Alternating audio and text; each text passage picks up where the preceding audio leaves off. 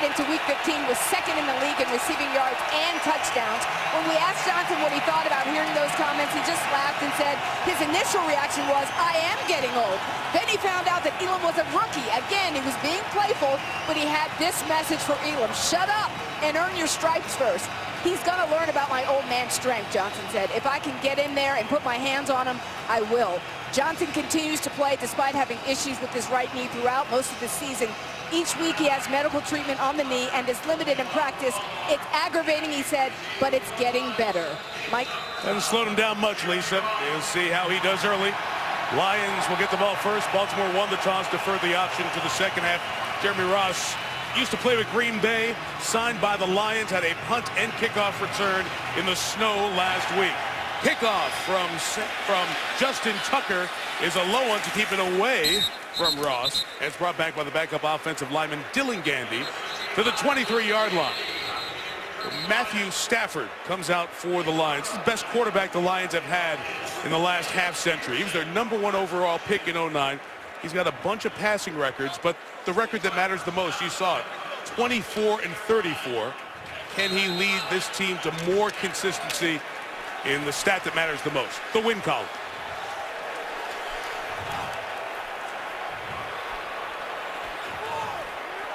Reggie Bush missed last week with a calf injury, in the lineup and next to Stafford. The 22 over the head of Bush, and the pass is incomplete. John, let's take a look at what we'll see from the Lions on offense tonight. Well, it's been a turnover-prone offense. They've had 28 turnovers, 3 each in the last 4 games. They are a more balanced offense. You're going to see Reggie Bush as the go-to back. Joique Bell is an excellent complement, and their offensive line is young and improved. Rookies right guard Larry Warford and right tackle Adrian Waddle have played well. After the no gain on first down, Reggie Bush runs between the tackles, gets only a yard. That's about it. He's stopped by Haloti Ngata in the middle of that Raven defense. Still some names from that championship run last year. Well, they're very multiple, and they're still massive in the front 4, Mike. They have to deal with the Lions' no-back offense. They spread you out more than any team in the NFL, and at the end of the day, their Megatron plan will be significant. They must minimize Calvin Johnson, and Jimmy Smith will get the call. Big injury question with this team. Was Elvis Dumervil going to play? Missed last week with an ankle. He's back. He's in there. Stafford throws to Joique Bell on the screen. Bell gets the first down and more. Out to the 45-yard line. Good block from that man you were talking about earlier, John, the rookie guard for the Lions. Well, the only man that's left is Daryl Smith, and you're going to see rookie right guard Larry Warford get out on the perimeter and lead this screen. And Joique Bell has a real feel for the screen game. You saw how he went right down the numbers. That's the landmark you're looking for in the National Football League. Well executed by the Lions. Bell averages 11.5 per reception. He had 23 on that one. From the 46, here's Bush. Reggie Bush trying to get past the safety. Good penetration by Matt Elam on the read. Help the rest of the defense get there. So Reggie Bush, of course, had that electrifying start to his career as the #2 pick for the Saints. Then spent the last 2 years with Miami. Proved that he could be a runner between the tackles and every down back. Signed here this year with Detroit and is top 5 in yards from scrimmage per game. You have Calvin Johnson you have to pay attention to. A lot of space for Bush. And now Bell, who's become a nice compliment in the backfield. Runs to the right. And Bell gets stopped and shot off the edge from Lardarius Webb, the corner for the Ravens. I love seeing this kid back. He got hurt last year, tore that ACL against Dallas. But not only does he have 13 PBUs, he's an outstanding tackler. Watch him at the top of the screen. The receiver cracks. He comes in and penetrates. Physical football player, fearless. Chris Durham out there's a good blocker. He knocked down his own man because he couldn't get to the speeding Webb. Lions need to get to the 44 for a first down. And Stafford buying time, taking off, can't get there. He slid a couple of yards shy of the first down, but the flag comes in from the referee, Carl Sheffers. Even though Stafford slid, if you get a hit up high. Personal foul, number 26 defense. For unnecessary contact on a sliding quarterback. 15 yards will be added to the end of the play. Automatic first down. And Elam's hit tacks on 15.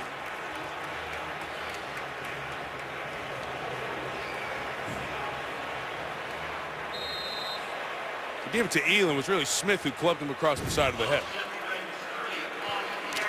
And it's a huge penalty that sustains the drive. And Reggie Bush has just shipped it out into an empty backfield that we talked about. Detroit loves spreading you out in this dome. Opening drive for the Lions. Stafford gets away from the rush. Gets it to Nate Burleson. Nice move. Burleson inside. Still going to the 14. First down. Gain of 17 for Burleson. Missed about half the season after he broke his arm in an auto accident. Well, Elam got credit for the penalty on the last play. Now he's going to miss the tackle. You're going to see Burleson right here in the flat, but rookie Matt Elam is going to rally to the flat and miss the tackle. And Burleson, the leader of this Detroit Lion offense, delivers a huge play, setting up a first down in the red zone. Good red zone offense, good red zone defense. These matchups will be fun. Lions inside the 20 tonight. Begins with a Reggie Bush run. Bush to the edge at 10, at the 5. Reggie Bush, touchdown Detroit. Terrell Suggs lost contained, and Reggie Bush has the speed to get the corner and finish you. That's the trait that Detroit has not had in this offense. They stack 3 receivers to the wide side of the field, and watch the left side of your screen. Pettigrew does a nice job against Suggs, who just can't quite contain the play, and Reggie Bush has delivered a lot of big plays for the Lions. Touchdown number 6 on the season. 4 rushing, 2 receiving for Bush. David Akers, who struggled this year, adds the extra point. First time in 5 games the Lions have scored on the opening drive, and feeling a lot of pressure. Big opening statement from Detroit. ESPN's Monday Night Football is brought to you by Subway, home of the famous $5 footlong. NFL Mobile. Never have the fear of missing out on football. NFL.com/mobile. And GMC. Enter the Never Say Never sweepstakes for a chance to win a 2014 GMC vehicle at GMC.com/NFL. Look at the Ambassador Bridge. It takes you from the U.S. to Canada. And our aerial coverage tonight brought to you by DirecTV. First opening touchdown drive that the Ravens have allowed this entire season. And now Jacoby Jones, tremendous kick return man, as we know, from the Super Bowl, back deep to receive. I wouldn't give him a good look at any return tonight if I were the Lions. It is Akers kicking off. Sam Martin, the punter, has done a lot of the kicking this year. Akers kicked it towards the end line, and Jones, who's gone the entire length of the field often, brought down on the good coverage by Ashley Palmer, the backup linebacker.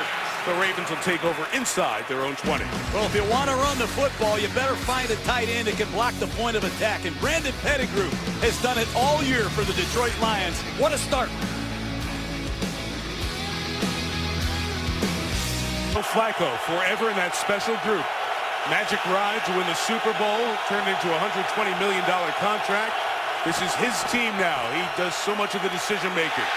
Drive start from the 16. He takes off on the run and gets a half dozen to the 22-yard line to begin for Baltimore. That's one thing Joe Flacco has done better and better as he's gotten more established in this league, and that's scramble. He's done an outstanding job creating offense with his legs, not just his arm. That time, he got out of trouble for 6.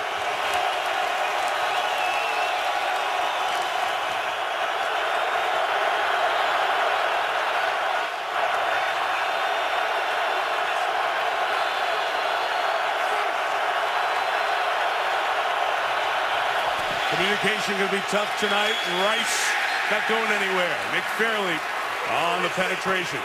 Now let's talk about this Ravens offense and what you see from them as you study them this week. Too many negative plays. Combined for over 90 runs of 0 or less. 41 sacks, 23 false starts, They got to play better on the offensive line, Mike. And Pitta's return gives the Ravens a presence in the middle of the field, and they've got to get more Ray Rice. Hand it to him, throw it to him, get him going. That run was Rice's 50th this year, no yards or less. It's been a struggle. 3rd and 4. 5 in the patterns for Flacco. Pressure coming at him. Good job to keep it alive, but no first down picked up for Torrey Smith. Stephen Tulloch with the play. It's 3 and out for the Champs. Well, it's a good start for the Ravens offensive line, but nobody could get open. Take a look at Eugene Monroe out here blocking Ndamukong Suh. They're trying to move Suh around. He's going to get a shot at Monroe tonight. He's going to get a chance to work against both of these guards, but I love what Eugene Monroe did against Suh early. Sam Cook on 4th and 1, set to punt for Baltimore. Line drive, bit of a return opportunity, a 51-yard kick. Man's had the hot hand. Jeremy Ross with nowhere to go, and at the 32-yard line, he is brought down. And Calvin Johnson not targeted in that opening drive yet. Detroit able to get 7 on the board in the first drive. And we'll see if the Lions will take over at the spot of the tackle there as Carl Sheffers sorts out this flag. During the kick, holding number 52 of the return team. 10-yard penalty, timeout. Penalty on Rocky McIntosh will take Detroit back just outside the 20 when we come back. Week, obviously important game for San Francisco as they continue to work on their playoff positioning. The Atlanta Falcons, their disappointing season coming to a close. Also very significantly starring in the show next Monday night, Candlestick. Final regular season game, perhaps the final game ever at Candlestick Park in San Francisco. See you there next Monday night, 8:25 Eastern Time. Penalty lines take over at the 14, and Bush up the middle. Reggie Bush showing no effects of that injury. A gain of 19. Reggie Bush loves it here. He said, I've never seen so many big holes. He's in space more here than I've ever seen him. Pettigrew comes back off the right side, cuts off Courtney Upshaw, and they gash the Baltimore Ravens run defense. Reggie Bush came here on his free agent visit. He was promised he'd get a lot of 6-man boxes. So far, I see why he came here. Well, they showed him Calvin Johnson video. So you see this? See these opportunities? There's the movement on the left side of the Ravens defensive line. And John, here's one of your favorite moments in the NFL every week. Neutral zone infraction, number 55 defense. His movement into the neutral zone caused a reaction by the offense. 5-yard penalty, remains first down. And this is the way offensive linemen are coached in the NFL now. As soon as Terrell Suggs gets into the neutral zone, right tackle, you see Adrian Waddle, a rookie out of Texas Tech, looking like a Moxie veteran there. I got you. Right? That's what they all do. Seen more of that this year than ever. So 1st and 5. Stafford goes to Joyce Bell. It's another good block from the tight end. This one's Dickerson, the other tight end. And a 7-yard gain for Bell, the 3rd-year running back from Division II Wayne State, 2 miles down the road. They're running a lot of different kind of runs. This time Pettigrew on a counter play back to the right side. You see left guard Sims come with Pettigrew. Misdirection. A big part of this Lions offense, and they're running the ball with authority early.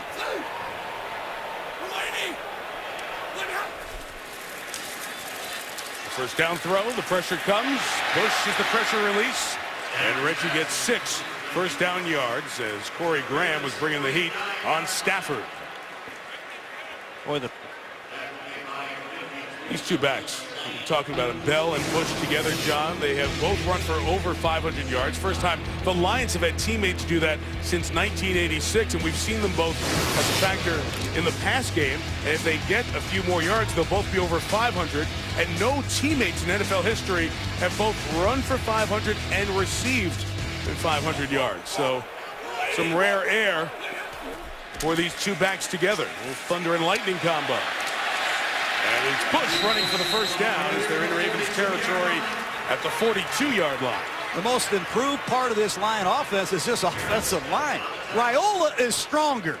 Rookie Warford is an outstanding run blocker, and rookie right tackle Adrian Waddle much improved offensive line. And Riley Reef, the left tackle, a former first-round draft choice who's taken over for the long-time Jeff Backus, they're better at 4 positions, and that includes Raiola, Mike, who's stronger and bigger than I've seen him.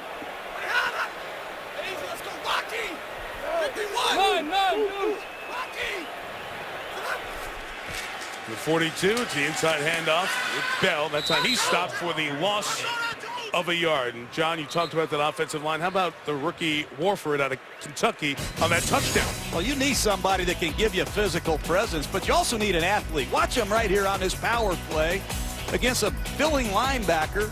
That's just an excellent job, logging the linebacker at the point of attack, and it gives Reggie Bush an opportunity to bounce it. But this is no rookie. He's been well coached at Kentucky, and this Lion coaching staff coached him in the Senior Bowl. They know a lot more about Warford than all of us. Officially no gain, 2nd and 10, pressure on. Stafford got away from it for a moment, but then was eventually brought down. Darryl Smith, the man who replaced Ray Lewis with the initial pressure, the sack with Arthur Jones. Hey, you get into a no-back set against the Ravens, I promise you the veteran, Darryl Smith, is going to check to some blitzes. Outstanding work, recognizing the no-back formation and getting the Ravens in the perfect defense. If you need anybody to succeed Ray Lewis, you might go get a man like Darryl Smith who can do it all. Coverage, blitz, and tackle. Year after year was the top tackler for the Jaguars. Sack makes it 3rd and 15. And Stafford fires. And Johnson dropped it. Calvin Johnson had a chance to catch and run. He may have just spun his head off the ball for a moment. Wow, he breaks back to the outside. Watch him sell this across the field. It's an excellent route. And Matt Stafford got outstanding protection. Very uncharacteristic, and a huge drop by Calvin Johnson. This has been a team with many drops during the year. Johnson went through a stretch when he was injured, not practicing much, where he had multiple drops, but had a wide open one. The Lions set to punt, and the officials stopped the game here for a second. Play clock sitting on 12. Let's see what Carl Sheffers and company have.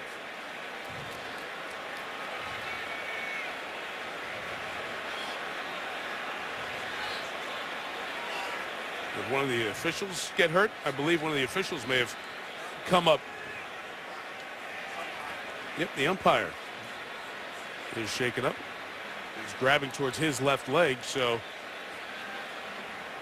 Andre Walsh will come over towards the Lions bench and take a seat next to the backup quarterback, Sean Hill, and get looked at. So the officials will go 1 down for a moment. It's something they review on a regular basis, how to cover with 1 fewer official.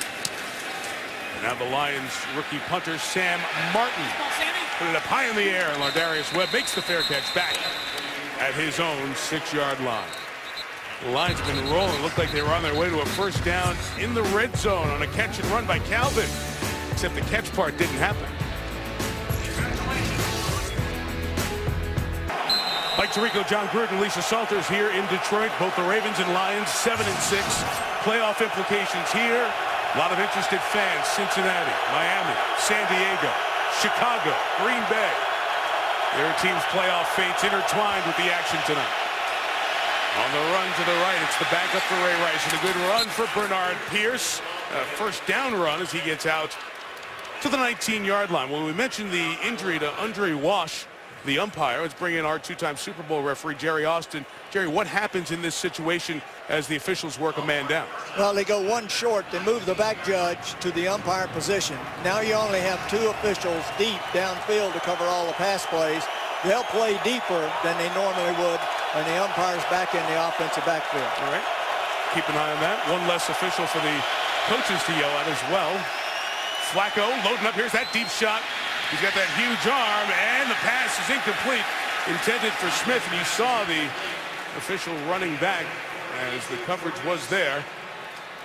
And the umpire returns to the game, John Walsh. Excuse me, Mike, just a distinct double move by Torrey Smith. They're going after the veteran Rasheem Mathis, and Mathis had nothing to do with it. Aggressive play call backed up. There's the deep threat that the Ravens look for 6 to 8 times a game. He had a huge start, but he's been awful quiet lately. Lions playing without their starting quarterback, Chris Houston, and their number 3 quarterback, Darius Slay. 2nd and 10. Pierce with the run. We'll give them about 3 yards there before 3rd down. John, we mentioned the injuries. Let's talk about the rest of the Lions' defensive profile. They just have to eliminate the breakdowns. They played good at times, but they've given up some cheap, explosive plays. The front 4 has to dominate tonight. That's where the strength of this defense is. They've got to get it done tonight, and they must eliminate the penalties. 43 of them so far. There are no free passes for the Ravens tonight.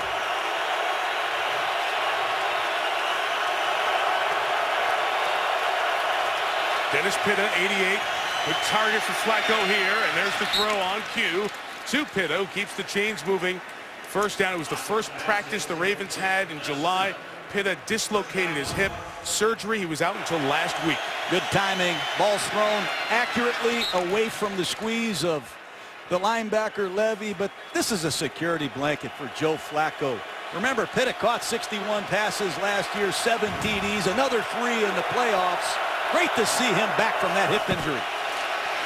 First down run with Pierce to the right. Not going anywhere. Israel Adonijah made the tackle for the Lions. This was, as we mentioned in the open, an offense that was struggling a little bit for an identity. And John, when you take away Pitta with the fractured and dislocated hip, and then you don't have Anquan Boldin to make all those key 3rd down catches, plus Ray Rice was hurt, you understand why they were struggling for an identity early on. Yeah, and I don't know how they want to run the ball. They don't use Vontae Leach, their fullback, much anymore. They've been in this pistol formation with the tailback behind the quarterback. Not sure the direction of this Raven offense. 2nd and 11. Pressure picked up. Flacco looking for the middle, and he's got Torrey Smith for the 1st down into Lions territory at the 45-yard line. One thing is sure, though, Joe Flacco is going to throw deep passes to Torrey Smith. Watch the deep cross. Across the field goes Torrey Smith. Nice clear out by Jacoby Jones at the top of the screen. Flacco got punished as he delivered the football. Man, they love the vertical game, and wouldn't you with Joe Flacco? Wouldn't you test, there's movement up front by Detroit and the response by Baltimore. Neutral zone infraction, number 99 defense. 5-yard penalty, remains 1st down. C.J. Mosley is flagged for a penalty Jim Schwartz's team has been guilty of a lot this year. Well, it drives me crazy. I think it's 9 penalties on Nick Fairley alone this year. Pre-snap penalties inexcusable by a defensive tackle. Watch the ball. End of story. Rice back in the game for Baltimore. 1st and 5 opportunity. And Ray only gets 1. DeAndre Levy makes the tackle. And I mentioned how often the Lions have been penalized for those pre-snap penalties. Encroachment, offsides, neutral zone infraction, unabated to the quarterback. It's all the same. It cost you 5 yards, right? Well, the Lions have been hit with that more than any other team this year, while the Ravens have tied for the league lead in false starts. So who can stay disciplined is very important when the Ravens have the ball here tonight. 2nd and 4. Flacco's throw is complete. And Ed Dixon, the other tight end, able to hang on despite the hit. Keep the chains moving at the end of this 1st quarter. Nice job by Jim Caldwell, the offensive coordinator of the Ravens, mixing up Joe Flacco's launching spot, play action pass, quick game, and they're mixing in some successful runs. This is Baltimore Raven offense on this particular drive. Only score of the opening quarter on the 1st drive. After 1, Lions 7-0 on Monday Night Football. 2nd quarter here in Detroit. Lions 7, Ravens nothing. It's a Baltimore team that many were looking at the wild card picture because the Ravens started this week in the wild card equation, but then the victory by Miami bumps them out for the moment. However, with Cincinnati's loss last night, all of a sudden you look at a Ravens team that if they win their last 3, the last game being against Cincinnati, then Baltimore would win the division. So John Harbaugh's team trying to do what they've done a lot. Earn that last spot, fight their way in, and make noise in the postseason. From the 34, it's Rice in the backfield again. Stopped behind the line of scrimmage. Don Carey, the safety. Well, Joe Flacco's got to see that. An excellent disguise by the Lion defense, but you can't run the ball into Don Carey when he's unblocked. Ray Rice has been stuffed behind the line of scrimmage. Too many times he's had no chance. That's very disappointing. Flacco's got to get out of that play. Look at that, 27% of the Raven runs 0 or negative yards. That doesn't even count kneel downs at the end of a half or a game. They do this well. Flacco erasing the 2nd and long with Jacoby Jones at the sideline. Rasheed Mathis with the tackle right near that 1st down mark. It's a timing pattern on the outside, and Flacco can catch and release in the shotgun as well as anyone, and they continue to use this no-huddle offense to keep the Lions off balance on defense. This is 3rd and short, and a big quarterback in Flacco at 6'6". Just a pitch to the edge to Rice, who's got the 1st down and more. Rice to the sideline, right around the 12-yard line. Keep this Ravens drive that started their own 8-yard line going. That's a play that's very difficult on a defensive end. The tackle blocks down. You're taught to squeeze. And you're outflanked when the ball's pitched to Ray Rice. Great to see. 27. Making it happen. They need to get him going desperately. Too good a player.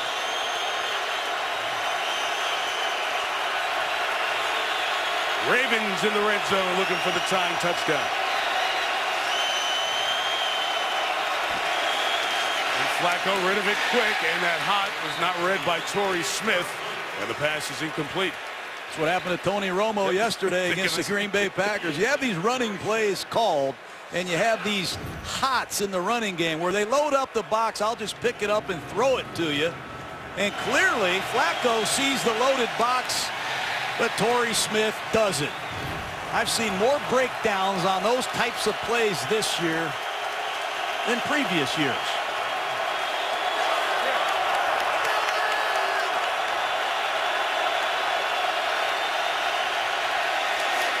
Second and 10, Pierce running right. Get inside the 10-yard line. The Lions' run defense just blistered for nearly 300 yards last week by Philadelphia. It follows just a stretch where they were tremendous in run defense, only giving up about 62 yards those prior 5 games. They couldn't stop LaShawn McCoy in the snow last week, thus the stats are really skewed. Well, LaShawn McCoy was wearing snow tires. Snow shoes, snow tires, something. He was something special. Novak set. Be alert for Dennis Pitta. Flacco's favorite red zone target down the middle.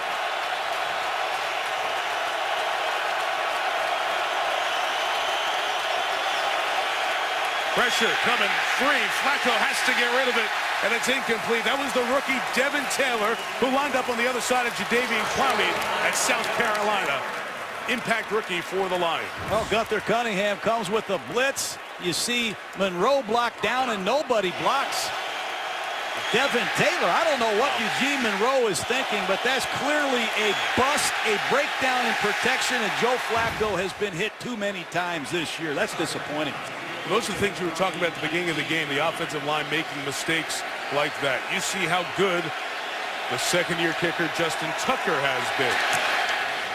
And he continues that stretch, knocking it through from 29, 28 straight made field goals. 15 plays and 81 yards, but the pressure on Flacco made it 3 instead of 7, and the Ravens are down 4. ESPN's Monday Night Football is brought to you by Toyota Care, scheduled maintenance, no cost. American Hustle, in theaters December. Navy Federal Credit Union. Visit us at NavyFederal.org. And NFLShop.com. Save on the perfect holiday gift now at the official store of the NFL. Neat little twist tonight.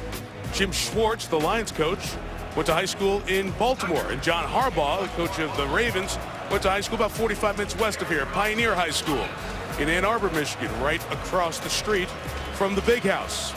And there they are here tonight. Jim Schwartz talking about how he grew up watching Burt Jones and the Colts play back in the old Baltimore days. And John Harbaugh went up to the Silverdome a few times to see his brother as well, and Jim would play for the Bears. No return on that long kickoff, and Jeremy Ross takes the knee. Calvin Johnson and the Lions offense tries to add to their totals in a moment. All those receiving yards, second in the league, but none for Calvin Johnson thus far tonight. What's going on? Well, Jimmy Smith came up and got him on the first series of the game. And then Corey Graham took him in the slot a couple of times. And finally, when Calvin Johnson ran the route and was open, he didn't handle it. Nothing in the first quarter. They need to get Megatron going. See that 25% of the Lions offense have come on receptions by the seventh-year man, Reggie Bush. And Joyce Bell have been doing a lot of the work here, John, and Bush takes it to the 24-yard line. Now, Reggie Bush impresses me. He was a receiving back when he was with the Saints. He ran between the tackles in Miami. He's doing a little bit of everything here in Detroit. But he's running hard. He's averaging almost 10 yards a catch. And he's got the perfect complement in Joyce Bell, who's really an unknown, Mike, but this is an all-purpose back that can run and catch also. Nice combination.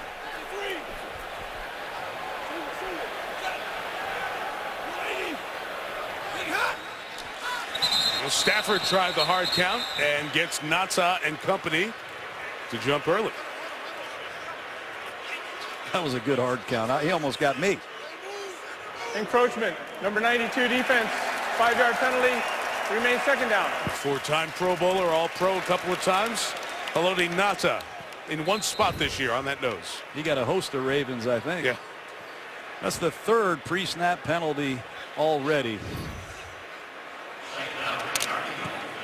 Not usually a hard one to get.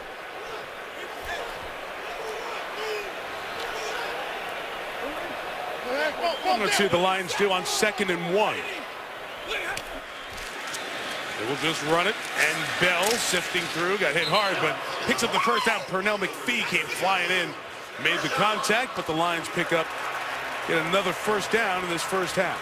You know, defensive coordinator Dean Pease of the Ravens does an excellent job with his disguise package. He's showing too deep until the ball is snapped, and then they're rotating late.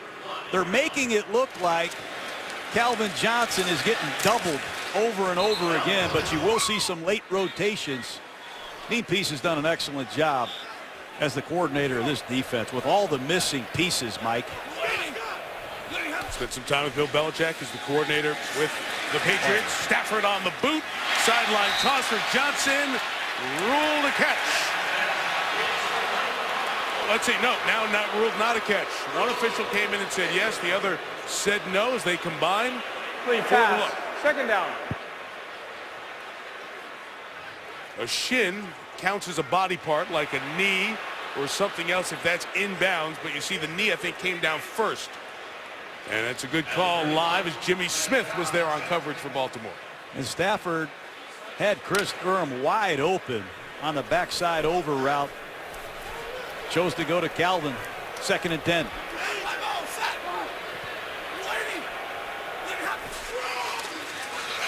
.31 slinging it towards Durham this time. He's able to hang on. The 35 as Lardarius Webb was buzzing in there to try to break it up or take it the other way. How do you play quarterback in this offense? Stafford has his own fundamentals. He's got to catch it, fake it, and then he just flicks it out here. I don't even know if he gets the laces half the time he throws the football. 3rd down is 6. Go!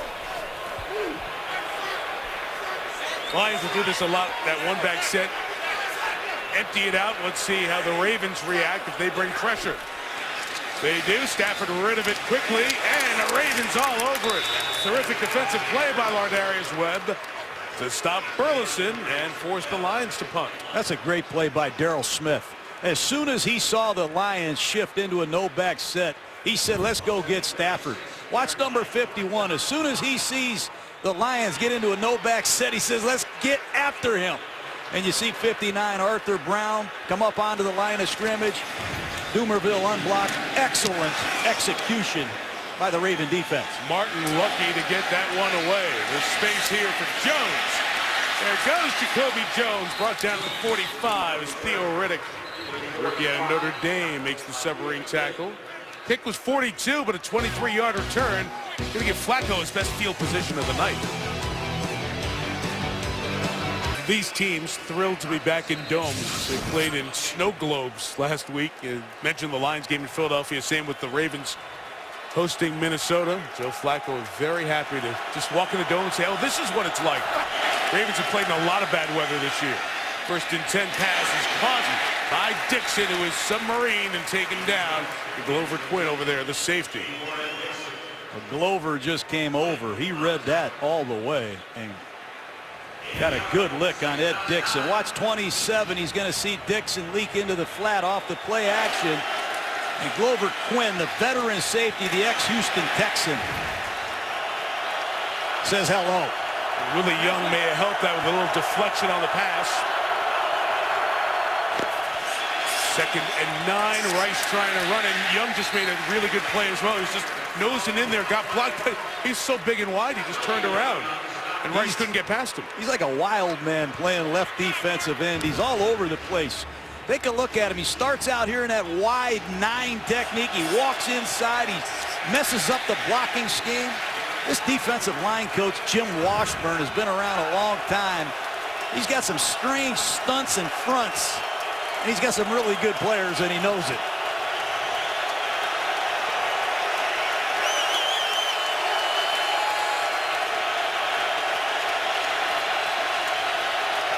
Camden Dawson at receiver. It's 3rd and 10. Flacco, big arm over the middle, too tall. Looking for his rookie Marlon Brown, but the coverage was good.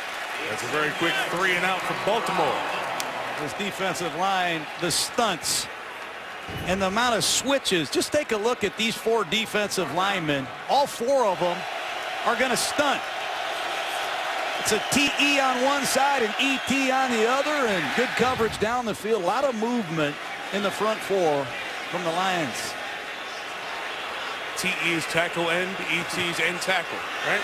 You're getting better. Just trying, you know. Want to get my graduate degree here from Chucky U. Flag is down as it's taken at the 9 by Ross. Return to the 17-yard line. And first to Longdon to deal with.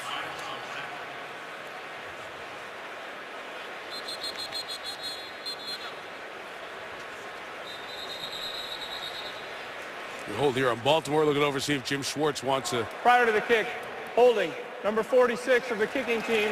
10 yards will be added to the end of the return. Timeout. Add it or re-kick it. He'll take it at the 28-yard line. Line defense holding the Ravens to just a field goal. Good look at downtown Detroit from the Canadian side of the Detroit River. 7-3 Lions over the Ravens. The Ravens story got very interesting, John, with what happened last night with Cincinnati losing. We had the top 3 teams, Denver, New England, Cincinnati, all lost. And that's opened up a lot of things in the playoff chase. Kansas City at 11-3 in very good shape to put some pressure on. Now the Ravens, who were in this spot, but when the Dolphins beat the Patriots, now the Ravens got to win to get back here into the playoff picture down the stretch. You're right. I learned a long time ago. Wise man told me, just win, baby. Forget about all these scenarios. There's too much going on here. The Ravens need it. The Lions need it. There's a lot at stake tonight. But we weren't thinking the Ravens would even be in the division conversation. Now if they win out, they win the division and a home playoff game. A lot of people counted them out last year. That's right. Stafford first down. Over the middle. Johnson catches it. Took a hit by the head as he is down at the 35-yard line. Catch number 1 for Johnson. This play action is much more definitive here in Detroit. It's a slant route. You see the bump and run coverage from Jimmy Smith, but there's a lot more play action passes from the shotgun this year with the emergence of the running game, and that's a big one. The slant on the backside of that one-back power play, they love it. Johnson take that forearm across the head.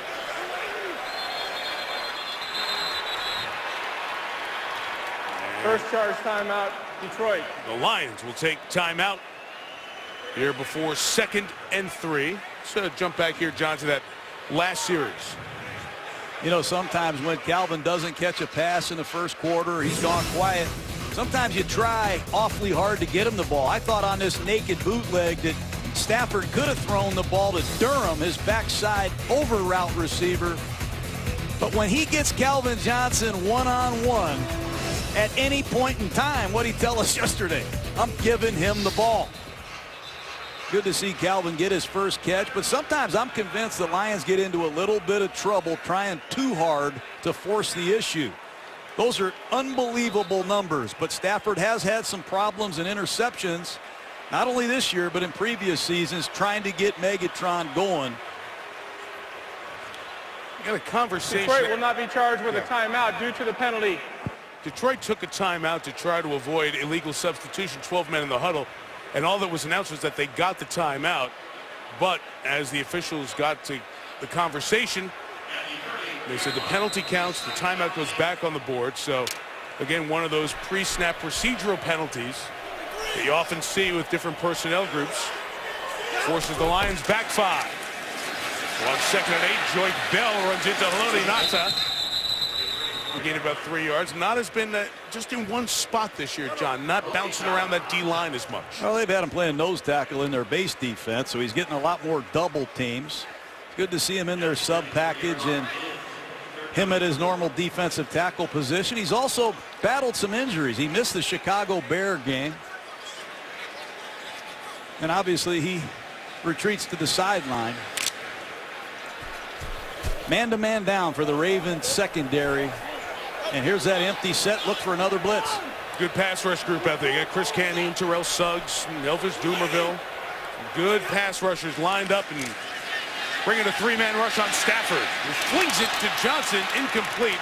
At the very last second, Stafford tried to just throw a curveball towards Johnson, and Suggs pressured, forced it out early. That's the factor grade of Terrell Suggs. He hasn't had a sack in a few weeks, but he still is a real problem. He beats Riley Reiff and gets to Stafford, as does Dumerville, right as he wants to throw it to Calvin Johnson, who clearly had some separation.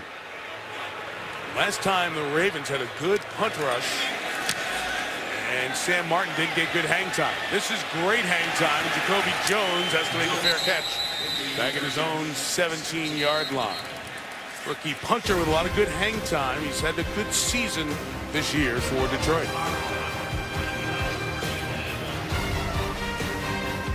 In 1 against 2 in men's college hoop. How about women's college hoops at Cameron Indoor tomorrow? UConn against Duke.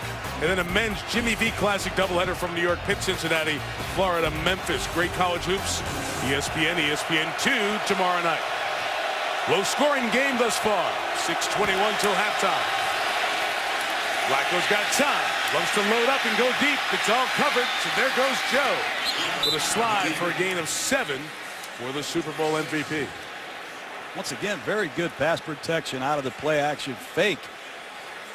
Just can't find anybody open down the field, but left tackle number 60, Eugene Monroe, doing a fine job on Flacco's backside. That's the second time Joe's taken off for a good game. He can throw it so far. You know, he's just loading up. He just wants to throw one of those, you know, mile-high miracles, that rainbow shot that he threw in the playoffs last year. Jacoby Jones got behind Raheem Moore. Here's to the left, hit by Sue as he got across. And then Ndamukong stops him just short of the first down. That's Ndamukong Suh on the backside. You're going to see him against Gino Gradkowski. They wanted to line him up, head up against Gradkowski and try to get a size strength advantage. That time Suh won it. And here's a short yardage situation. 3rd down and 1. The Lions like to jam the front, create some single blocks, and see if they can win in a one-on-one situation. Pierce hurt that hand, so Ray Rice in. Flacco adjusts the play. Play clock. Got it off in time. We're going to change it to a throw. And it's a first down with the rookie Marlon Brown at the 29-yard line. Boy, Flacco's lucky to get that off. Bill Bentley came on a blitz. And it might not be a big game, but watch Bentley come off your right side of the screen on this sprint out protection. How about that throw by Flacco? We got two strong arm quarterbacks who trust their arms. Sometimes they make throws that are ill-advised or falling away, but it's because those arms are so strong.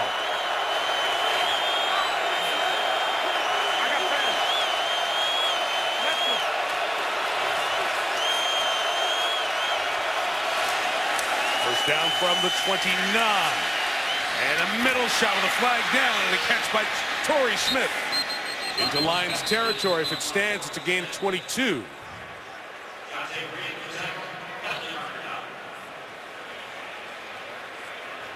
That's against the Lions. Another defensive penalty. Personal foul, face mask, number 36, defense. 15 yards will be added to the end of the play. Automatic first down. That's Jonte Green starting tonight for Chris Houston. Take a look at the hands to the face. That was a call. I did not see that. I mean, at least from that angle, didn't look like a face mask. Thought he got him up by the shoulder pad area, so it becomes a gain of 37. I don't understand that call at all.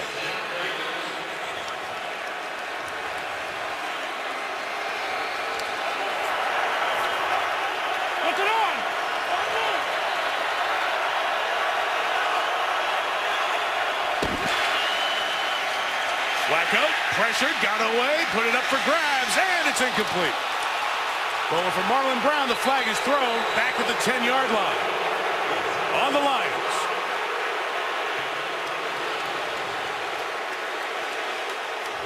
Don Carey sprinting back there in coverage. I'd be surprised if they don't pick this one up.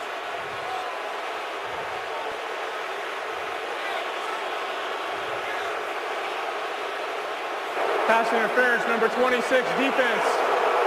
Grabbing the jersey and restricting the receiver. Automatic first down. I didn't agree with the face mask penalty, and I don't agree with that one. You got to let these players play. There's going to be a lot of scoring records. You heard the specific explanation as we saw the stumble by Brown.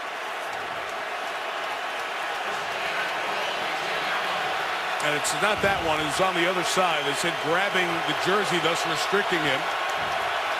Ball is technically touching the 10, so it is first and goal. And it's Rice on the run. And he'll get close to the 6-yard line. Down to the 5 will be marked.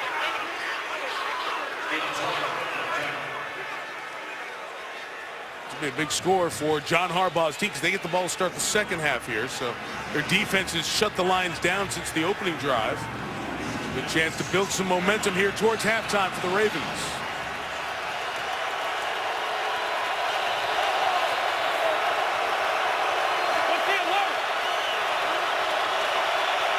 Torrey Smith alone to the top of the screen.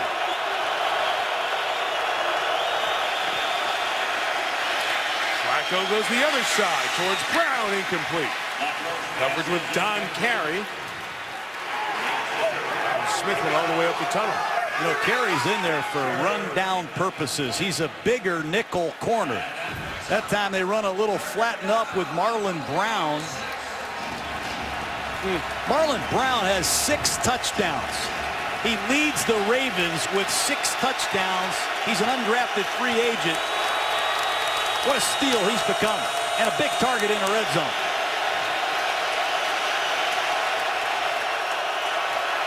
Third and goal. Flacco, pressured, incomplete. Trying to get Ray Rice, but really John Flag is down as well as the Lions were pushing towards Flacco, and there was a hold. Holding, number 60 offense. That penalty's declined. Fourth down. Really that pressure that flushed Flacco, the reason he couldn't have any time to find somebody uncovered. Yes, and good coverage in the secondary, but Eugene Monroe at left tackle, number 60. Victimized with the penalty. Pitta on a shallow cross. Moore working inside with Ray Rice underneath. There's nobody open. And it sets up Tucker. 8 from 29. This a 24-yard field goal attempt.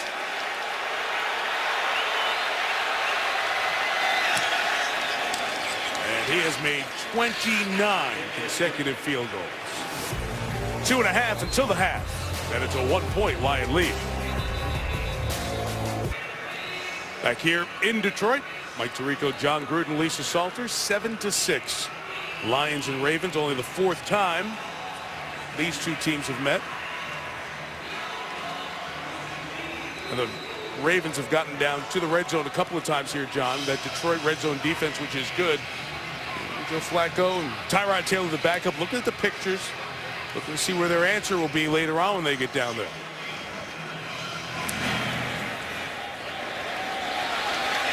And 4 yards deep, it'll be taken out by Jeremy Ross. Picking up a block on the left, and Ross, the former Packer, has come in and made an impact on this Lions team after he was cut by Green Bay, shy of the 30. Well, we're talking about the picture in the AFC and all the changes. In the NFC, Seattle's in great post position with 2 up, a couple to go. They may not leave Seattle until they go back to the Meadowlands for the Super Bowl. Surprised the Philadelphia loss and the New Orleans loss yesterday. And here are the Bears. They went back to Jay Cutler and win. So, John, that sent the Lions from this spot, the 4 spot, over to here. But if you win, you come back over to the 4 spot with a couple of weeks left in the season. What are you grinning about? What is this, your own board? You can't, you're the only one who can touch it? You look like you're on a game show or something. Here's the big thing, though. How about the Panthers and the 49ers? They're going to go on the road to these teams here in the postseason. You're ridiculous, you know? Lions to the 29, full complement of timeouts. Fake to Burleson, throw to Bell. And, John, that's one of the things with Stafford. It's hard to pick up where the ball's coming from sometimes. Well, you don't have to throw that sidearm. You fake a reverse. You have a screen set up to your right. Let the back see the throw and throw the ball accurately. It's an awkward release, and the ball's thrown behind and inaccurately, and that's a disappointing way to start a drive. But Matthew Stafford has his own fundamentals. And you think some of those just awkward deliveries contribute to the drops? I sure do. Because we've heard a lot of fundamental conversation about Stafford. He can stand in there and just wing it with the best of them. He does to Nate Burleson there, whose helmet comes off as he gets a first down right near the 40. Burleson shows a lot of veteran savvy inside. They missed him when he was gone. He's accomplished inside, and Stafford looks for him in key situations. 2-minute warning. College Game Day ESPN colleague Desmond Howard, part of this NFL homecoming celebration over the last few weeks. Johnny's on 2 of the most special lists in the sport. Heisman Trophy winner, Super Bowl MVP. Very rare to be on both. And Desmond Howard honored former Lion, of course, Super Bowl MVP with Green Bay. 2-minute warning. Any replay reviews initiated from the booth upstairs. Calvin Johnson, the catch, doesn't go anywhere. Only a yard. It's a good open field tackle by a very big physical corner in Jimmy Smith. This kid can play. I loved him at Colorado. He's playing with a lot more confidence. Watch Stafford. He sees the blitz. He signals it out to Calvin. Just run that one-step hitch. Normally, Calvin can make you miss, but Jimmy Smith fired away. 2nd and 9. Stafford shot in the middle. Second drop by Calvin Johnson tonight. That's a staple in this Lion pass offense against 2 deep zones. Pettigrew holds the underneath coverage, and Calvin's wide open in the middle of the Raven defense. 2 huge drops by Megatron. Wow. Both on third, one on 3rd down and one on 2nd and long. You see career high in drops for Calvin Johnson this year. Because everybody's thinking, well, Matt Elam made those comments about being physical and coming across to play him physically.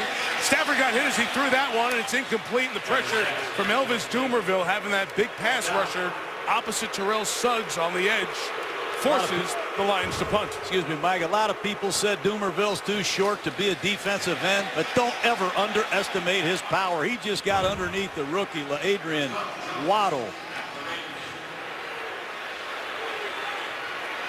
Good to see him back. Yep. 9.5 sacks on the year. Let's watch the Ravens pressure off the edge here on this Lions punt. It was well protected.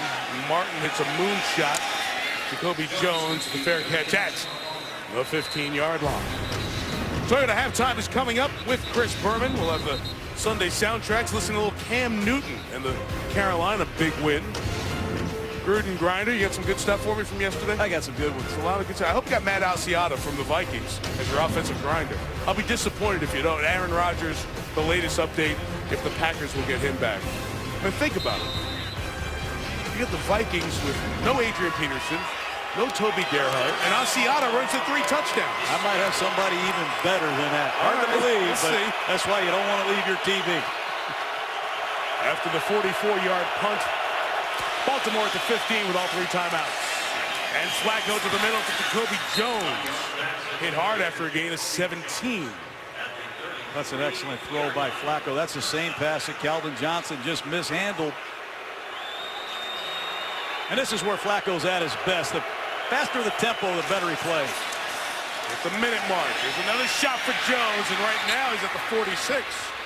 So in 2 snaps, they have gone 39 yards with Jacoby Jones. I credit the pass protection. We challenged the Raven offensive line in the pregame.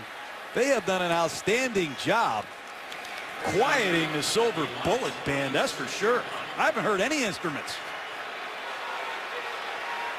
Good work collectively by the front of the Ravens, and Ndamukong Suh and his mates got to pick it up in this 2-minute drive. Flacco flushed this time. Levy chases him. Pass incomplete to the sideline. DeAndre Levy, 6 interceptions, came into the week leading the league in that column. Now he's 1 spot behind. Well, you called it. You know, when Ray Rice stays in to block, Levy has the coverage. And when the back stays in, the backer gets a green light to blitz. That's why we call it a green dog. And DeAndre Levy, the veteran, who was re-signed in the offseason, does that extremely well.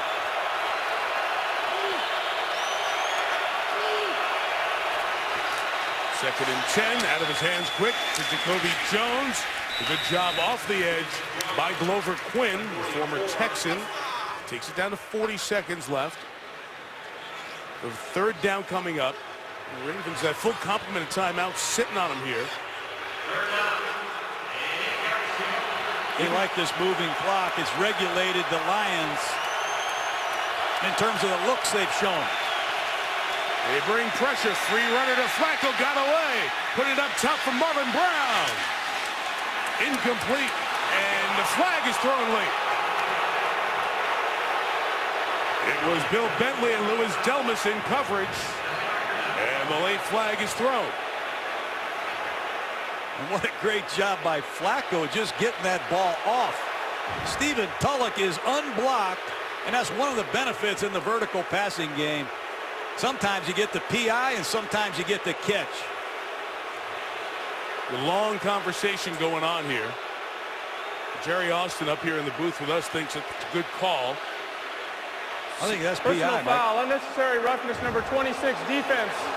For illegal contact on a defenseless player to the head and neck area. 15-yard penalty from the previous spot. Automatic first down. So it's not pass interference to take it down to the spot of the foul at the 4, but it's 15 that will bring him into field goal range. Thought Bentley had the PI. It's a foul on Delmas going to the headgear area. And he clearly did with the helmet, and I just was looking at the pass interference call there, but the penalty will bring them down, and with a very good leg on the kicker, Justin Tucker, they're in field goal range now with just 16 seconds left. And 3 timeouts. Do not take a sack and get knocked out of field position. John Harbaugh told us last night Flacco has been sacked in this field position a couple times this year, and it's knocked him out of field goal range. Here are field goals 46 yards. Lions take timeout as they have their full complement of 3 with 16 seconds left.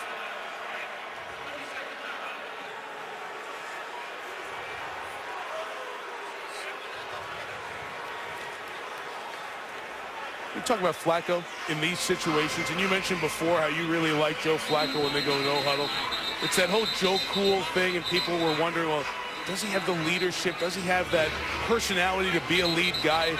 People called him dull when he came out early on. He was just feeling his way around the league. But now that Ed Reed is no longer here and Ray Lewis is on our team, You notice Flacco has stepped up his leadership, and last night John Harbaugh said, hey, it's his team now. Our identity offensively that we were looking for, we put it in Joe's hands when it matters the most. Yeah, they're shifting gears, Mike. They're no longer a run-it-first operation. They want the ball in Flacco's hands, and with Pitta back, he's got an arsenal of men to throw it to.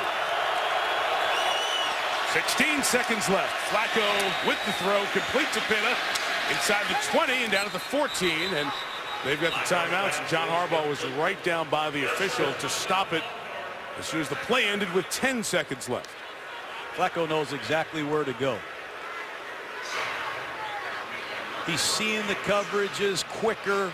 He's reading rotations faster, and the ball's coming out accurately. And there's Pitta, who can really work in the middle of the defense. Only his second game back, but it's amazing Pitta's even playing. A fractured and dislocated hip. A very good story in the Baltimore Sun about his comeback was written today. This on the way to the hospital, every bump they hit, he felt this excruciating pain. No idea he could play again this year.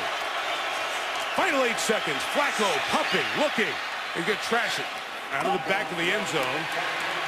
With 4 seconds left, and the field goal unit will come on. A big part of the story in this first half, as it has been, John, throughout the year. The announcement that it was non-intentional grounding. Part of the story throughout the year has been the 6 penalties tonight for Detroit here. 3 of them for first downs. That big one got them into field goal range, and Justin Tucker will try to end the half from 32 yards. And Schwartz will take a timeout. They might be icing the wrong guy. Tucker, he might be on his way to an NFL record. He doesn't just make them, Mike. He hits majestic shots. He's good from anywhere on the field in any kind of weather. Think about what he did last year in Denver to send them to the Super Bowl.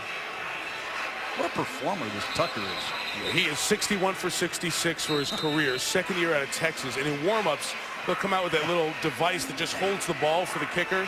No holder out there as Cook is right now. He made one from 70. If he gets you to use the word majestic, he must be good. Took me 2 days. Morgan Cox is the snapper.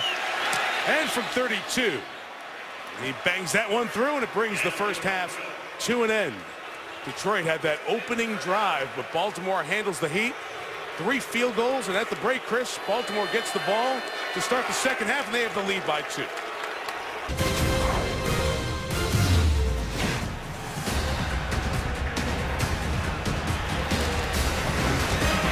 the Reggie Bush run. And the 5. Reggie Bush. Touchdown, Detroit. Joe Flacco has been hit too many times this year. Tucker, he might be on his way to an NFL record.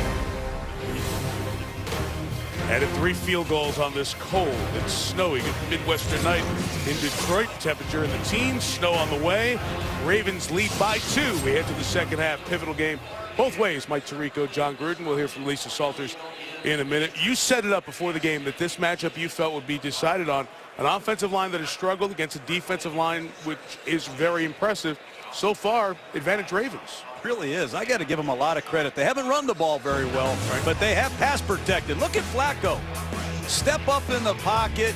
They handle the 4-man rush. He can stride up, finish off his front foot. He'll hit every one of these. And twice in a 2-minute drive, Flacco had an opportunity to drive the ball down the field. Good pass protection from left tackle Eugene Monroe to right tackle Michael Orr, but they have to finish. 9-7 game. But the offensive line of the Ravens has done an excellent job. And John Harbaugh felt pretty good about this matchup, despite what all the numbers told us with the negative run plays, the sacks of Flacco, and the disappointed first half of the season for this Ravens offensive line. Felt like they were coming together here over these stretches in the last few games, not scoring touchdowns like the rest of the league seems to, but holding their own, and they did in that first half. Well, they've got a new line coach here, Juan Castillo. They've got a new center in Gino Gradkowski. A lot of new things happening with the Ravens offensive line, but clearly it's a big step forward today. Second half underway, and again, it's a kickoff by Akers. It sends it all the way through the end zone, and no return. Here's Lisa. Hey, Mike, remember John Harbaugh told us before the game that a win for the Ravens would count on how well his offensive line holds up, and I asked him about that. He said, I think they're holding up really well, but they did start to get some pressure on Joe Flacco towards the end of that first half, Harbaugh said, because they were grabbing, according to Harbaugh, on the stunts. He says that's illegal. They cannot do that. I'm sure he's already talked to the officials about it. As for the Lions and their defensive penalties, Jim Schwartz said 2 of those wouldn't have been penalties if we just made the sacks. As for Calvin Johnson, he said, we're not used to seeing him drop the balls either, but I didn't have to say anything. He's a prideful guy. I'm sure he'll make a lot of big plays in this half. Mike? Have to wait. Flacco in the offense first, and Pierce runs to the left, and he is stopped for no gain. Willie Young, Stephen Tulloch in on that tackle. Well, as we look at those first half stats, we remind you the 131 yards for Detroit, 78 came on that first drive, so credit the Ravens defense. And John, the penalties and third down conversions self-inflicted for the Lions, and third down conversions credit the Raven defense again. And 2 big drops by Calvin Johnson.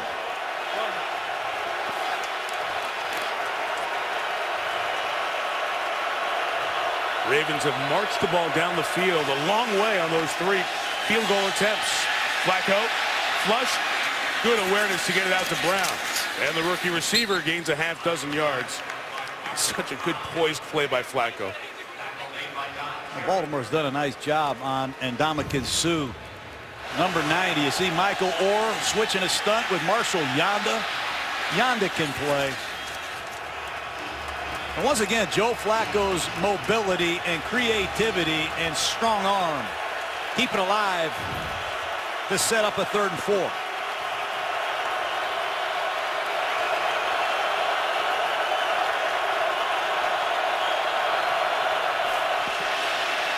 Lions rush 5, and Flacco rips it toward the sideline for Jones. Incomplete. Louis Delmas the coverage, and the Lions hold the Ravens 3 and out to start this second half. I'm glad you brought up Louis Delmas. He's had a lot of injuries the last couple years.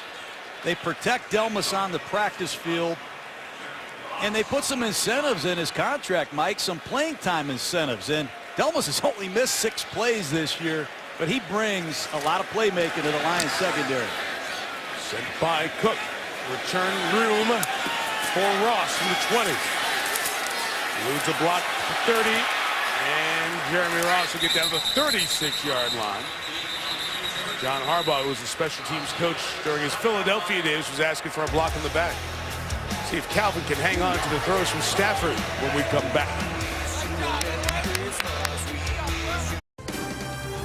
ESPN's Monday Night Football is brought to you by Autotrader.com. Compare new and used cars at Autotrader.com. Universal Pictures' new film, Lone Survivor, starring Mark Wahlberg, in theaters January 10. And NFL Mobile. Never have the fear of missing out on football. NFL.com/mobile. Back here in Detroit, best starting field position for the Lions in this game. From their own 37, here's Bush. Scored the touchdown in the earlier drive and fights forward for about 4.5 yards. John, we talked about the drops from Calvin Johnson in the first half. Well, one of them, a huge drop on 3rd and long with a 7-0 lead. And then the second one on 2nd down and 9 would have been clearly a first down, but it's time for the Lions to make their move. If they want to continue in this race, the Ravens will not go quietly. They've proved that for the last several years. This is the defending world champions. 2nd and 5. Stafford throwing to Johnson, and he's able to hang on despite the hit from James Ahedebo. First down, Detroit at the 40. That was a great catch. Inside release, push up the field, break to the outside, find the ball and make an acrobatic catch. And Ahedebo delivers a catch, but that's that fearless nature that Calvin Johnson has played his entire career with. He's shaken up there. Taking a couple of hard hits, and the Ravens trying to back up their safety Matt Elam's words by being physical with him. Reggie Bush with the run between the tackles to the 36. Gain of 4 there as Johnson comes back on the field. And the Ravens continue to rotate on defense. Number 62, first time I've seen the big man. Terrence Cody has just checked in. 97, Arthur Jones. They are loaded with mammoth defensive linemen. That's what Ozzie Newsome does. He fills his house with big defensive linemen. Executive Vice President of these Ravens, great personnel decisions over the years. Joyce Bell with the carry. 4 yards to the 32-yard line. And John, their depth and variety of defenders, you see a whole different group of looks depending what they want to dial up defensively. And Daryl Smith is the leader of it, Mike. He came in here as an anonymous player. I don't think anybody knew who he was. 9 years in Jacksonville. He comes in here, he leads them in tackles, he makes all the calls. He understands this complex defense. He's batted down 17 passes, broke Ray Lewis's record already. He's a force on every down. I got to give him a lot of credit. Detroit team that struggles in short yardage at times because they don't line up and run it with no fullback on their roster. 3rd and 1s are throwdowns, and it's off the hands of Bush. And on the deflection, D'Angelo Tyson has the interception. The second-year man out of Georgia, Tyson, comes up with the game's first turnover. Short yardage. You have 2 backs that can run the football. You go with an empty backfield set. The Ravens blitz it and make the play of the night. Scott Linehan, the offensive coordinator, Matthew Stafford, looking back at the pictures, and 3rd and 1, as I was saying, John, they don't have a fullback. They don't line up and run the ball there. And the tip takes away a field goal opportunity and gives the Ravens the ball. And we have movement up front with Sue and Yonder. Start number 77, offense, 5-yard penalty, first down.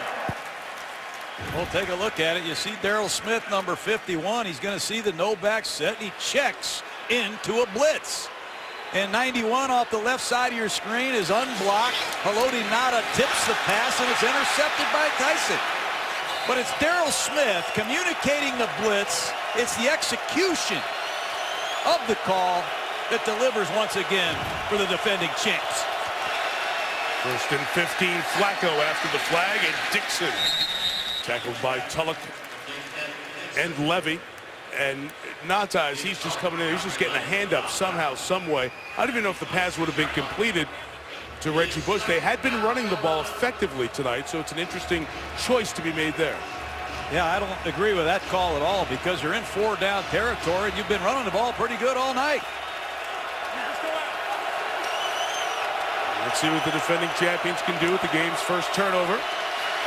Ray Rice to the left, big space for Rice. Chased down by Delmas, but a first down for Ray Rice to the 41-yard line. Shotgun runs, offset back. They run the ball to the weak side, and A.Q. Shipley. Watch number 60, Eugene Monroe, at the point of attack. The line stunts that the Detroit Lions are using are backfiring at times. Well done inside by Gradkowski and Shipley. 15-yard run for Rice. The second one he's had that long this year. And up from Marlon Brown, who's got it at the 35-yard line. What a job by Rice to pick up the pressure, and Flacco with the perfect touch. How about the throw? He's throwing that as he's backing up from right to left. Just watch the delivery. He just flicks this ball 25 yards down the field with tremendous touch. Over the linebackers, underneath the safety. You can't coach that. When the guys go back and watch the film, that's a wow. Ray Rice picking up and Ndamukong Suh coming down the pipe there. You can't coach that either. Yeah, it's great stuff from Rice. The 35, more pressure. Flacco again putting it up for Jones this time. Incomplete. Step-for-step run by Rasheed Mathis in coverage. It's another pickup by Ray Rice. Gunther Cunningham, the defensive coordinator of the Lions, is coming after Flacco with up-the-gut pressures. Here's Levy coming, and Ray Rice picks it up. But it's Flacco's ability to just flick the ball long distances with very little effort that distinguishes this cannon he has.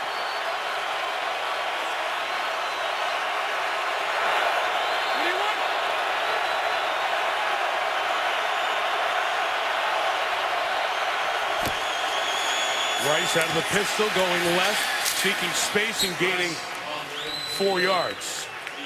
Now, John, you see the communication. It's interesting to watch how they're using the shotgun snaps as the communication with Gradkowski, the center, and then his guard right next to him telling him when it's time to go. I know. Well, Gradkowski is reading the defense. And Yanda is seeing when Flacco's ready, and he'll tap Gradkowski, and then the ball is snapped. But the center and right guard work together, snap after snap, communicating all these calls and getting the ball delivered.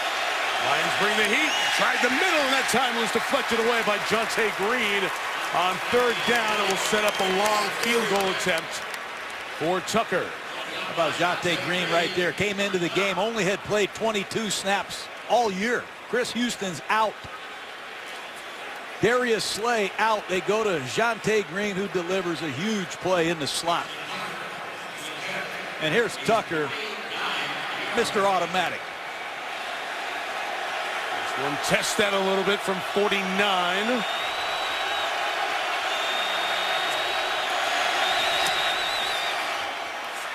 Just inside the left upright.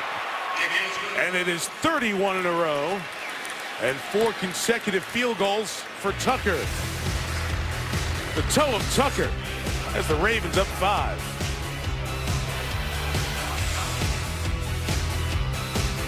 The 44th season of Monday Night Football in San Francisco as a rematch of the NFC Championship game, but a very disappointing year for the Falcons.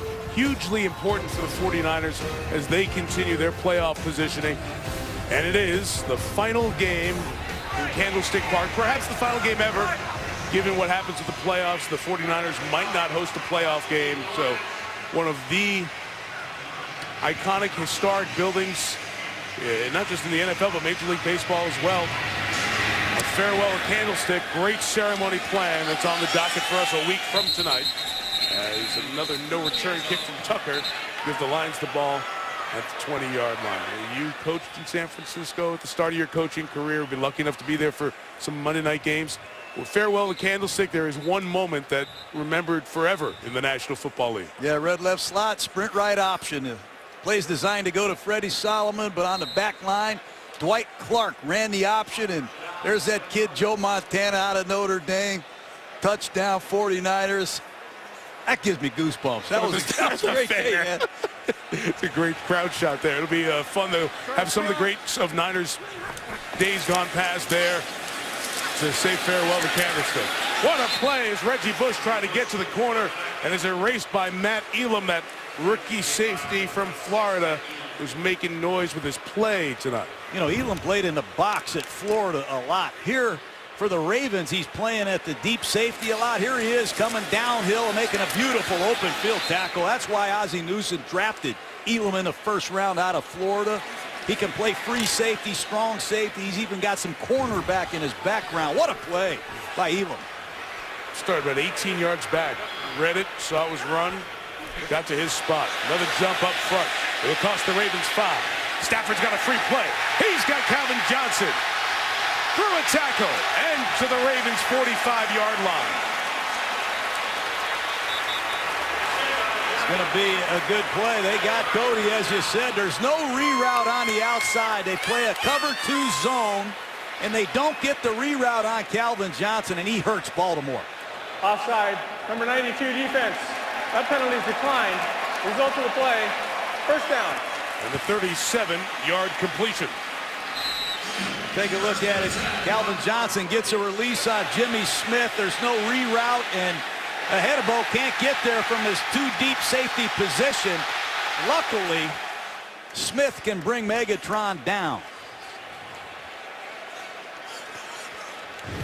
Lions back in Raven territory at the 46. The rolling Stafford looks back. Thinks about throwing it. Now takes off. Stumbling and bumbling. And finally down at the 42-yard line. I don't know what he was going to do with that one. Maybe he didn't either. Well, Calvin Johnson's numbers, nearly 1,700 yards in 2011. We were here last year when he broke the single-season receiving mark, just under 2,000 yards. And this year, despite the drops tonight, he's gone over 1,400 yards. It's the 3rd player in league history with 3 straight 1400s, along with the modern-day terrific receivers, Marvin Harrison, Jerry Rice, and 2.5 games to get 85 yards and be the first to do 1,500 plus 3 straight years. Bush up to the down to the 35-yard line. Excuse me. Darryl Smith and Suggs on the tackle. Wow, that's a punishing run. Right behind Larry Warford at right guard. Watch the double team, and they press it with Reggie Bush, who bounces it to the outside, and that's just a nice finish. Good surge up front by the Lion offensive line, and Reggie Bush, 10 carries, 59 yards, has run the ball extremely well tonight. Brandon Pettigrew's name mentioned more in the run game and blocking here tonight. He's done a nice job. Bush, well, nice jump cut by Reggie. Take the hits as he goes to the 32-yard line. Bush had some fumbling issues as he's going to come out for Joique Bell. Especially Thanksgiving, had an early fumble against Green Bay. And was able to come back in and have a big offensive day. Just has a shoe pop off. Joseph Fourier is checked in at tight end.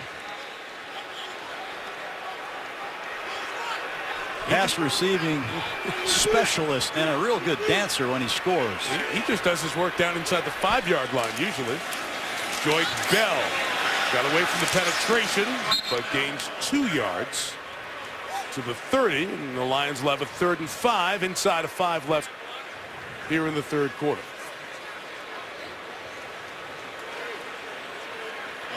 A hard-nosed game, a lot of between the tackles run, some long drives. And the Baltimore defense has been what's impressed me here, John. They have kept Detroit's offense from their deep shots and their big plays that they live on.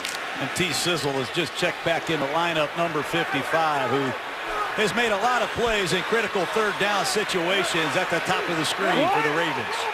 And Theo Riddick is in. That running back split wide, the rookie from Notre Dame. The throw is caught by Riddick for the 1st down at the 23-yard line. Man, that's hard. You don't play offense, just special teams most of the game, and come up with a big catch to keep a drive alive. Now, Theo Riddick, they've used him creatively all year. Right side of your screen. Pettigrew comes across the formation for the pickup, but that's an excellent catch by Theo Riddick on a ball thrown away from his body.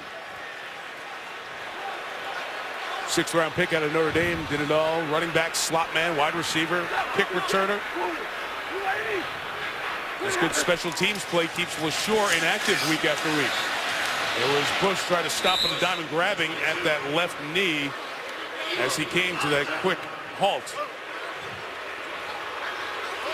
Had that calf problem last week in pregame. Was a scratch for that Eagle game, as you brought up. Looked like he might have aggravated that calf. We're grabbing for that leg right away. And the Lions athletic training staff and Dean Kleinschmidt's been here for a long time. Get a look at Reggie right away.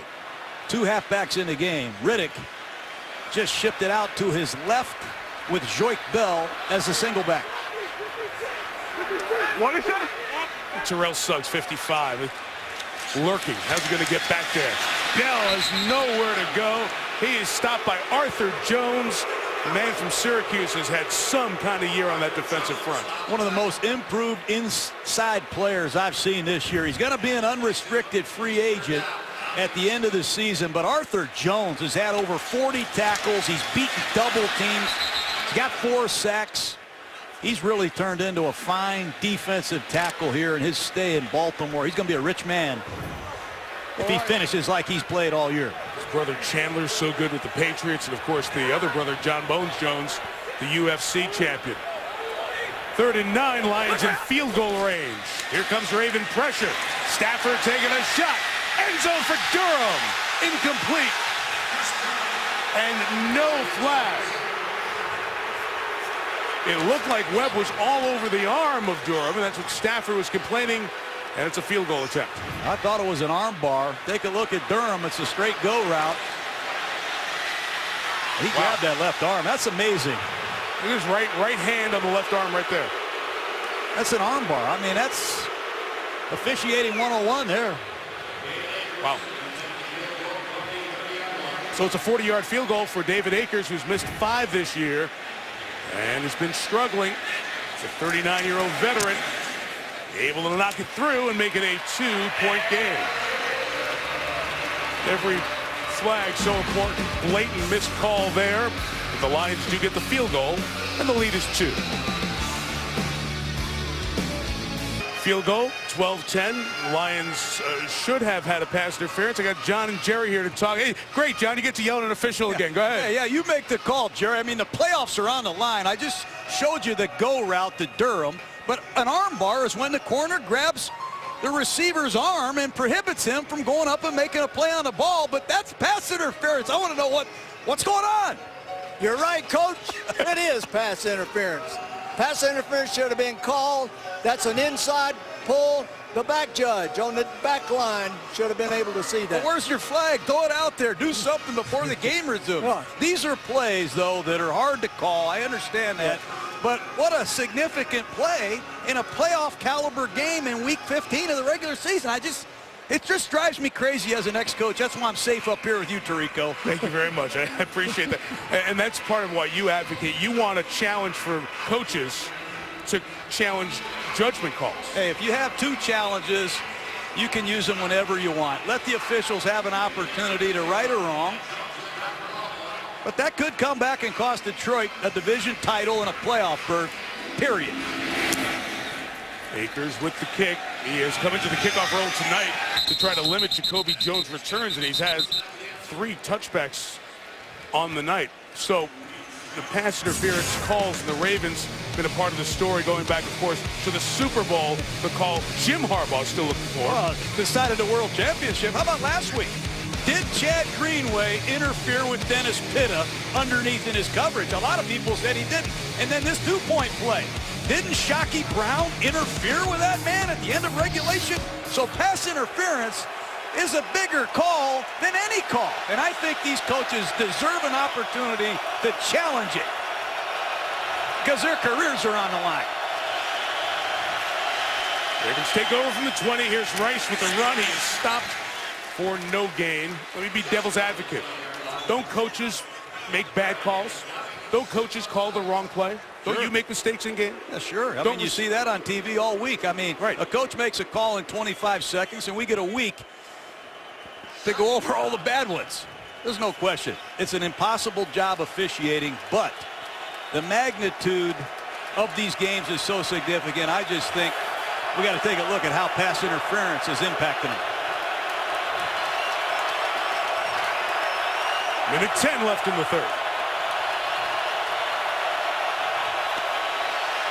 Lions continuing to bring pressure. It's picked up, and Flacco ripping them to Torrey Smith, just shy of the 40 and a first down. You protect Joe Flacco, he'll win another world championship. Stunts, blitzes. It's just not getting there tonight consistently, and Joe Flacco makes another superb throw. Ray Rice once again sorts it all out, but Gino Gradkowski, the young centers, made some great calls inside, and the pickups have been good. He throws the ultimate NFL Films ball. You know, the tight shot on that really super tight rotating spiral. Man, what a great arm.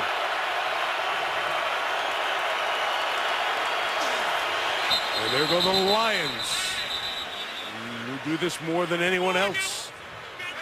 Early jumping.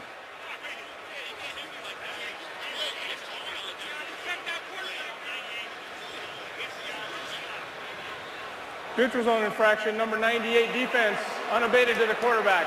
5-yard penalty, remains first down. Take a look at it. Motion, hard counts.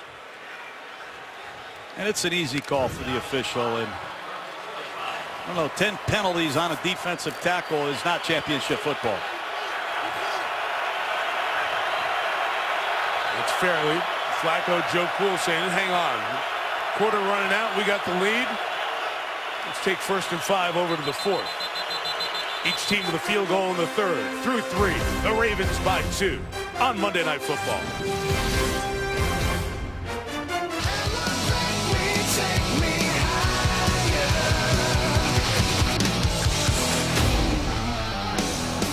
Well, The Ravens reached the top of the mountain last year, Super Bowl champions. The Lions' last NFL championship, 1957. Fourth quarter begins. 1st and 5 off the Detroit false start, offside. And Ray Rice with a gain of 2, tackled by Ndamukong Suh.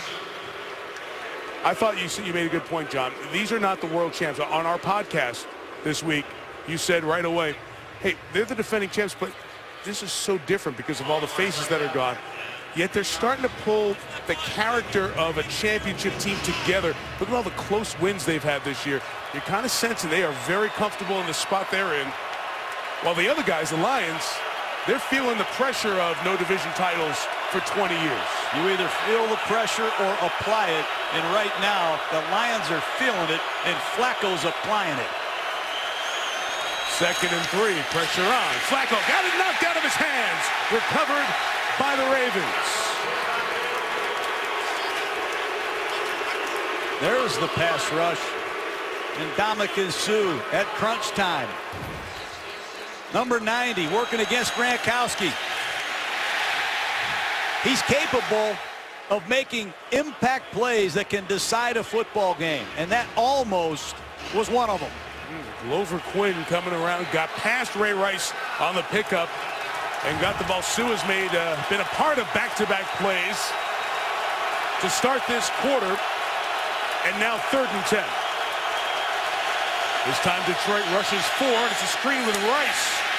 Good blocking downfield, but a better play by DeAndre Levy will keep Rice too shy of a 1st down. This is a lot of people giving great effort. Just watch the backside guard, Marshall Yanda, try to get Nick Fairley on this screen pass. Look at the effort. Look at Yanda running to get Fairley. Both of these teams know what's at stake. You're in for a great 4th quarter. You're right. That's a play you could rewind 15 times, watch all the different guys and the effort that they made on that one. Cook, outstanding at pinning teams inside their own 20. He's going to put the Lions back at their own 12-yard line with a good hang time on the kick to Jeremy Ross.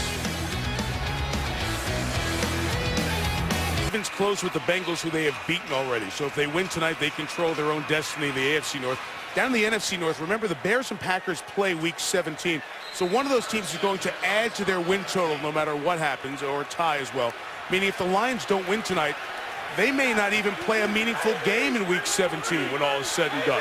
That's how important this game is both ways in this 4th quarter. Reggie Bush, who's done most of his running between the tackles tonight, to the 16.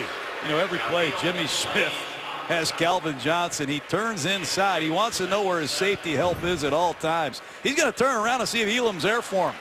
And if Elam says you're on your own, he gives him the thumbs up and says, I got it. But they can get help inside. They can get help over the top, or they can leave Smith by himself. But so far, they've done an excellent job mixing it up on Calvin Johnson.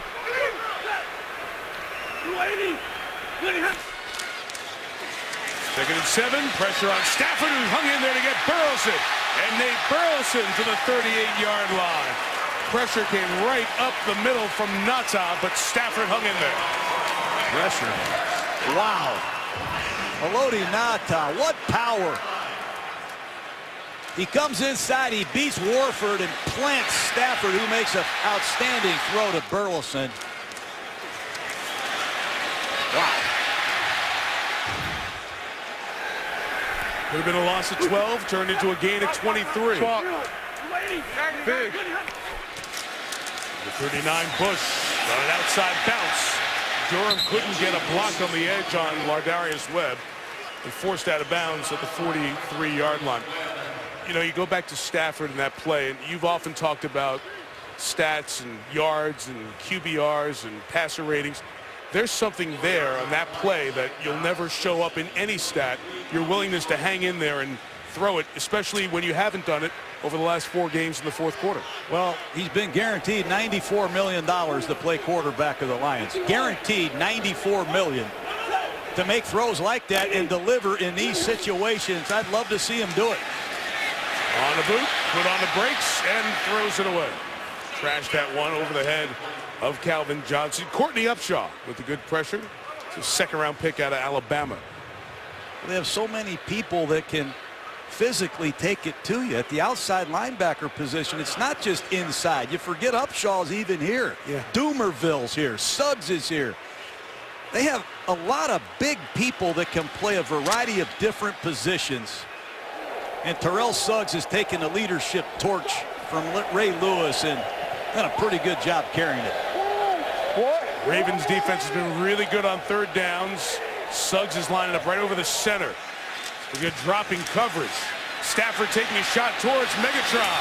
Calvin can't get there. Step for step, fabulous coverage from Jimmy Smith. And the Lions will kick it away. Don't know what the coverage is. That time it's just a three-man rush. And young Jimmy Smith is coming into his own. A straight go route. I don't think Calvin even expected the ball until late. But Jimmy Smith can really play the ball in the blind spot. When he's playing that man coverage and has to look up and find it at the last second, he's proved he could do it at Colorado, and he's proven it again tonight. You liked him coming out in the draft, didn't Really you? did. Well coached there, and he's emerging. Sam Martin kicking. Jones can see if he can kill it inside 10. He cannot. So it's 57, but the number that matters the most, 37 net yards on the punt. Just under 11 minutes left. ESPN's Monday Night Football is brought to you by Miller Lite. It's not just a good time, it's Miller time. ESPN.com's NFL Nation, featuring coverage of all 32 teams. T-Mobile, now your choice is simple. T-Mobile, unleash. And the new ESPN Fanshop.com, powered by Dick's Sporting Goods. In this area, one of the great spots to go, Greenfield Village. Some of the great holiday traditions. You got some old Model Ts there. Of course, the American auto industry with its roots here. The Ford family owns these Lions, who trail by 2 against the Super Bowl champs. Flacco's throw is incomplete. A good game from Jonte Green against starting John for the injured Chris Houston. Flacco was late with that throw. A hook route right over his inside shoulder. A nice job by Jonte Green in transition, getting that inside arm on the ball. Second and long. Like to see Fairley and Sue cut it loose without any stunts.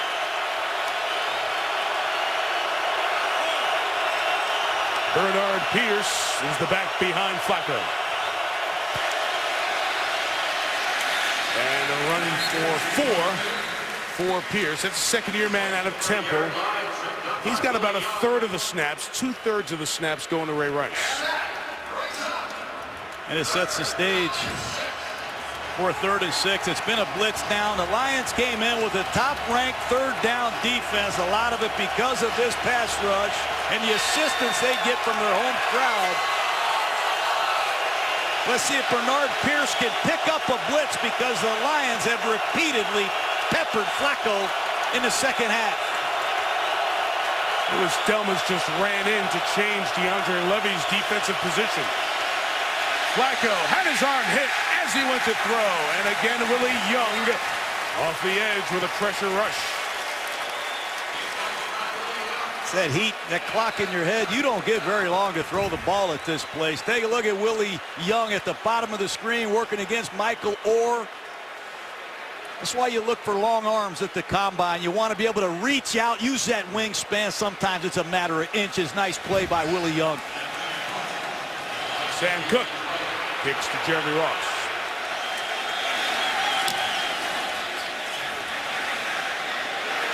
Retreating on a 53-yard kick. Ross trying to set up blocks. This is well covered. This is very good special teams from Baltimore. John Harbaugh's position as a coach for a long time. Jerry Rossberg coaches the group up. 9:55 to go. It's the home of the Detroit Tigers next door, Comerica Park, where they've got the ice down because they got some hockey events around the Winter Classic. Our aerial coverage is brought to you by DirecTV. The Red Wings are going to play the Maple Leafs out at the Big House in Ann Arbor, but a lot of events, college games, high school games downtown next door as well. Lions running out of opportunities. Rejected by Nata on the pass by Stafford. That's the second one he's gotten his hands on cleanly here tonight. And that's not as easy as it looks. He knows that Stafford gets rid of the ball quickly. Watch 92 rushing from the inside. As soon as he sees that arm start to throw the football, he can time that reach perfectly. Happens a lot to Stafford. Tied with Chad Henne. So a 2nd and 10, Reggie Bush run. Good acceleration by Bush and a gain of 8. It'll be 3rd and 2. How'd you like to be Rasheem Mathis right there, Mike? This ball winds all the way backside. It's the same play he scored on, really. Watch this thing come all the way backside, and Rasheem Mathis on the right side of your screen. 21's got to make this tackle. Excuse me, not Rasheem Mathis. That's Lardarius Webb. I get excited. I seeing my guy Webb out there. Corner on the opposite side. So now 3rd and 2. Doran Dickerson, the tight end, came in motion. Stafford slinging sidearm, and it's intercepted by Darryl Smith. And Smith is brought down at the 34-yard line. So again, the crucial mistakes and turnovers. Pernell McPhee the pressure, and in the tight space, Smith gets his 3rd pick of the year. And it's the 2nd time that Stafford has thrown an interception on 3rd and short yardage situations. He's late down the middle. He throws a sidearm pass. He's trying to make the perfect throw, and 30 turnovers for the Lions. And Stafford's responsible for 20 of them. That's just a bad decision. The interception's what? 3rd and 1 and 3rd and 2. And Darryl Smith, the man brought into the Ray Lewis spot here in this Ravens defense, a sack and a pick and 4 tackles tonight. And a field goal here. They're only a few yards away, really in Tucker's range right now. Would be huge. But Flacco wants more. Taking a shot for Torrey Smith, incomplete. Take a look at the pick, and you know, you're just going to watch Stafford's mechanics here throwing the football. The rush is on, but you're late down the middle. You try to make an awkward sidearm throw into a host of Baltimore Ravens in that field position. You just can't do it, Mike, with a 2-point deficit against the defending world champions. I'm sorry. Look at the route distribution, too. You have 2 receivers in the same spot.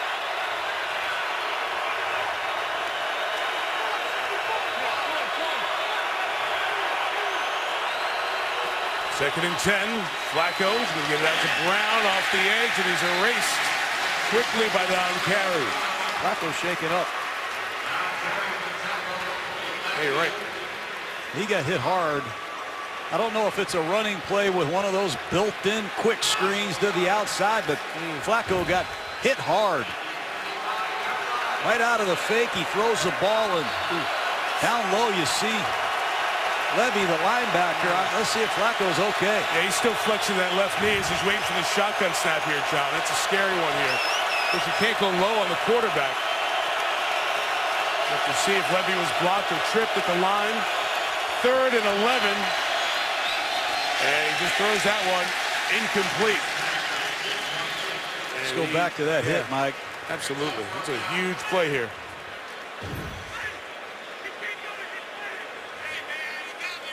Helmet right on that knee.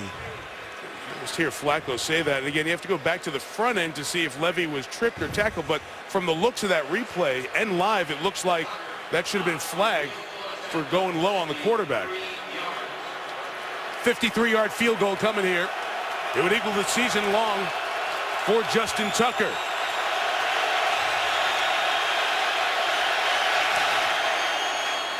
What a kicker. What a kicker. Absolutely perfect.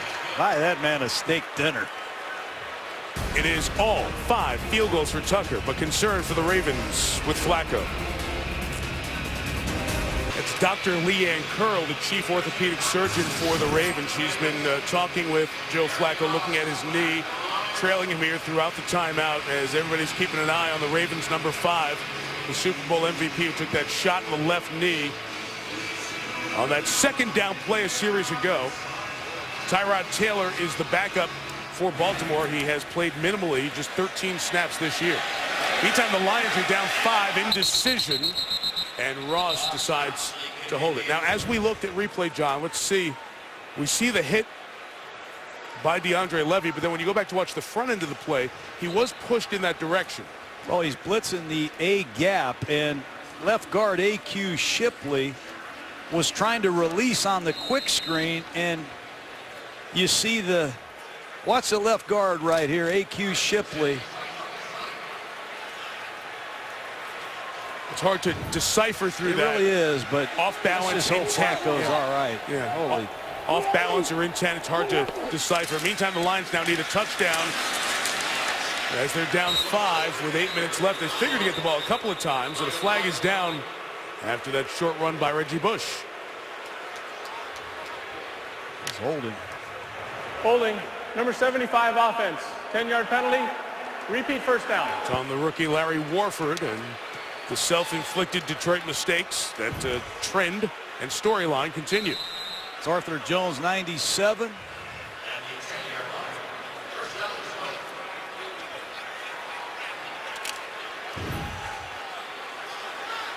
The 8th penalty. So now 1st and 20 for Stafford.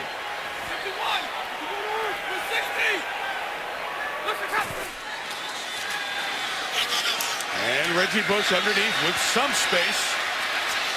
He'll get 9 of them back to the 19-yard line. Jameel McClain shaken up. He's going to take himself off. Meantime, they continue to work on Flacco's knee.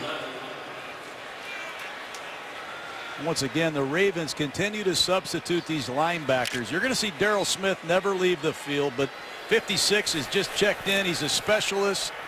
Josh Bynes. All these linebackers do different things in this nickel defense for Dean Pease and the Ravens. 2nd and 11, a Stafford slingshot to Johnson. Calvin takes a big hit and hangs on. First down at the 40 in a gain of 21. Calvin Johnson on a deep square in pattern. He takes a hit. He's walking off the field here. You're 6'5" and you have that wingspan. Hard to miss a target like that. What a catch. Targeted 12 times tonight, 5 catches. Bush through that jump across the 45 to the 46-yard line. Lisa Salters, I saw you over there watching them work on Flacco. Yeah, Mike, no official word yet from the Ravens, but Flacco appeared to indicate that he was all right. In fact, he was playing around a little bit with the Detroit fans who were heckling him over here behind the bench. I picked up a football and pretended that he was going to fire one up in the stands. Of course, he was just kidding. But he did, Mike, seem very upset that there was no penalty called on that play where he got hurt. Thank you, Lise. 2nd and 4. Approaching 5.5 left in regulation.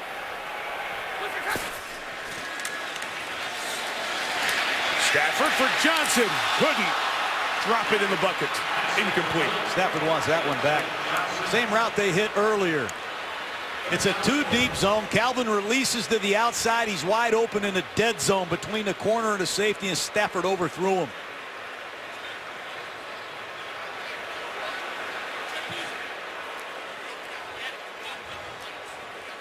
Stafford has got to find his rhythm here at crunch time. He's been off in the second half, Mike.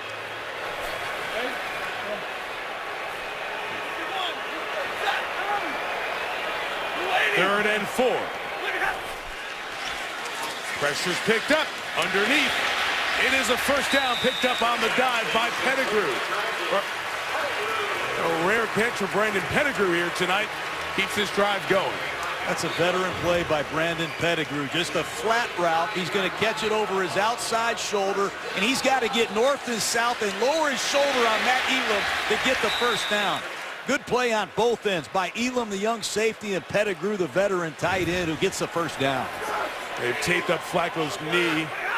Looks like he is likely to return. Early word from that Ravens sideline. Will he be protecting the lead or trying to get it back? Inside of 5 left. Stafford, middle. Johnson hangs on off the Hedebo hit. And he felt that 15-yarder. And Hedebo better but watch out for the double move. He read that perfectly. The veteran safety saw Kelvin Johnson run that play earlier in the first half. He got a good jump on it. That's a bullet by Stafford. But once again, Kelvin Johnson showcases his toughness in a crowd. Johnson takes a breather. 4:20 to go. Might be the last time they see the ball. Joyce Bell with an inside row. What a pop laid by Jameel McClain, the 6th-year linebacker out of Syracuse. McClain's lucky to be playing. Had a serious neck problem, missed a lot of the season, but he is a physical inside linebacker and a great run defender. Had a lot of forward progress with Jameel McClain patrolling the inside of the Raven defense.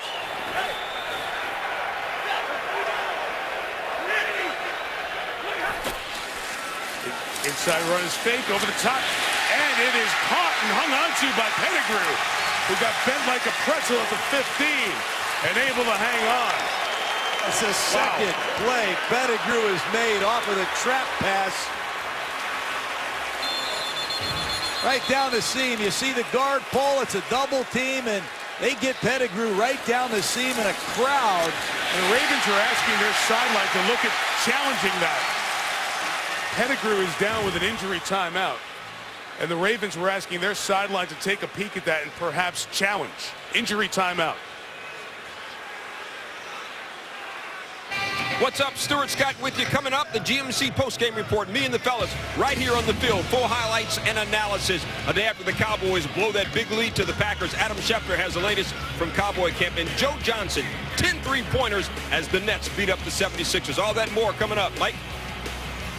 See you momentarily. Meantime, here we have John Harbaugh just a few seconds ago dropping his red challenge flag. On the field of a completed catch. We'll review the play. Carl Cheffers will come over to look. There was an injury timeout to start this sequence. So now he will come over under the hood for Cheffers to look at this. We looked at it while we were away. This is going to be a very tough call because there was a football move and then contact, and right there is the question.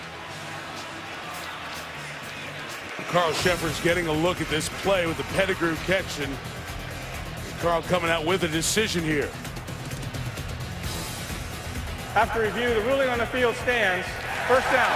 Stands not confirmed.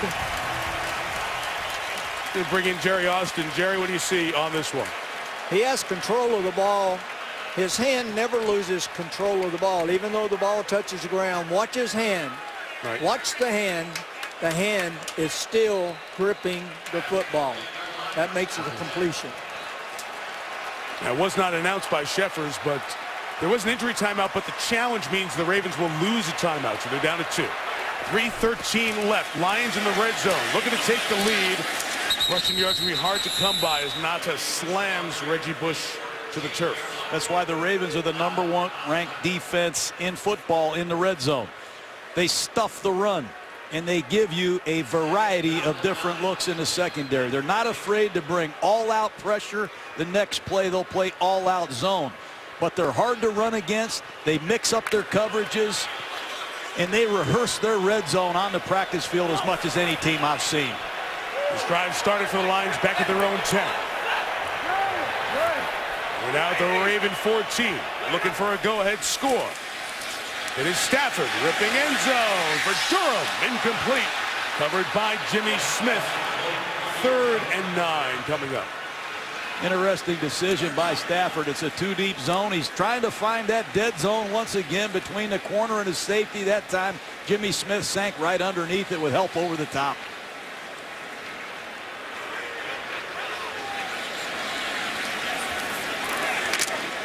.227 full complement timeouts. There is the possibility of kicking a field goal, but you would think it's 4-down territory. Can't guarantee you're going to stop the Ravens and get the ball back. 3rd and 9. There's time. It's an end zone shot, and it is caught for the touchdown by Fourier. There's the dancer. 7 touchdowns for the undrafted rookie out of UCLA. Sometimes size just wins. 30 long yardage, and Stafford throws it up to Joseph Fourier, who went up and got it. They will go for 2 to try to make it a 3-point game and give Tucker the only chance to tie the game with a field goal. Lions have gone 1 for 3, going for 2 this year. The Ravens, a little bit of confusion personnel-wise. They're going to have to take a timeout, and the Ravens burn a second timeout here because they weren't ready with the personnel on the 2-point conversion. So they burn one on the challenge, burn one here. Now they're going to have the 2-minute warning and 1 timeout to try to come back. To the touchdown, caught by Fourier in a big spot. Well, you tell your quarterback in key situations, know your personnel. And obviously, Stafford knows that Fourier is capable of going down the field and making a play with that huge 6'6" frame. And what a heck of a catch. Darryl Smith's in perfect coverage position. How about that for your undrafted rookie? 7 touchdown receptions. None bigger than this one. His uncle Christian Fourier played 13 years in the NFL. Guy who had that knack for scores with his 20 touchdowns in 3 years at UCLA. Now back for the 2-point conversion. Watch a quarterback draw. This is a check with me. He can throw it up top, down here to Reggie, or run it himself. And Calvin at the top with all the bodies to the right. To Johnson for 2. He didn't hang on again. 3rd time tonight, Johnson couldn't hang on to one that was in his hands. And it's a 1-point game with 2:21 to go.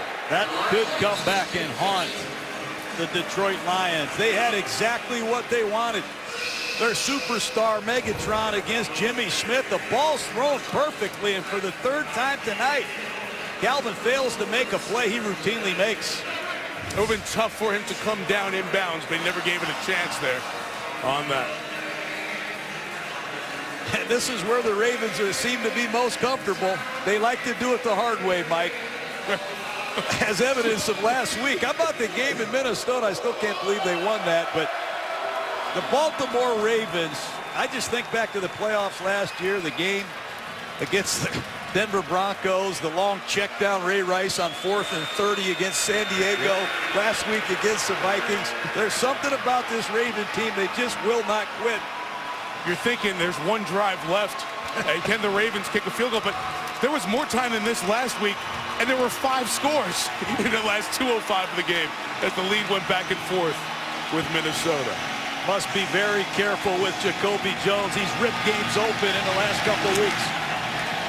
Akers had a bunch of touchbacks tonight, but this one's returnable. Jacoby Jones hit it hard. Can he get to the outside of 25? Jones circles it out of bounds at the 33-yard line. 2:14 left. Flacco does come out with that left knee, which was taped. Here was the hit from earlier. DeAndre Levy coming into his knee.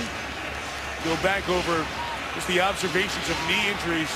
He stretched from the outside lateral aspect of the knee, which is called valgus stretch in the medical community. That stretches the inside of the MCL, makes the knee buckle inward. They did all the testing on that. Flacco gonna go, and here we go from the 33.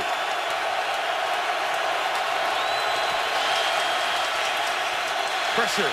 Flacco fires, incomplete. It was intended for Torrey Smith. And John, Flacco is so good at mobility to keep plays alive. I wonder how that knee is going to impact it with this Lions pass rush. Well, you're never going to know until we find out, but you got to really compliment Flacco's toughness. But A.Q. Shipley has his hands full right here with Nick Fairley because he just bull rushed him right into Flacco's lap.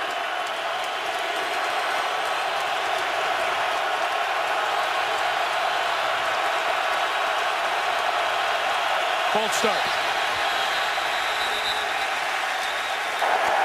False start. Number 60, offense, 5-yard penalty, 2nd down. I don't get it. That's 25 false starts. They lead the NFL, and I don't understand the communication, how the ball is snapped. Yonda's letting Gradkowski know when it's ready to snap, but 25 for false start penalties. It will only get louder for 2nd and 15.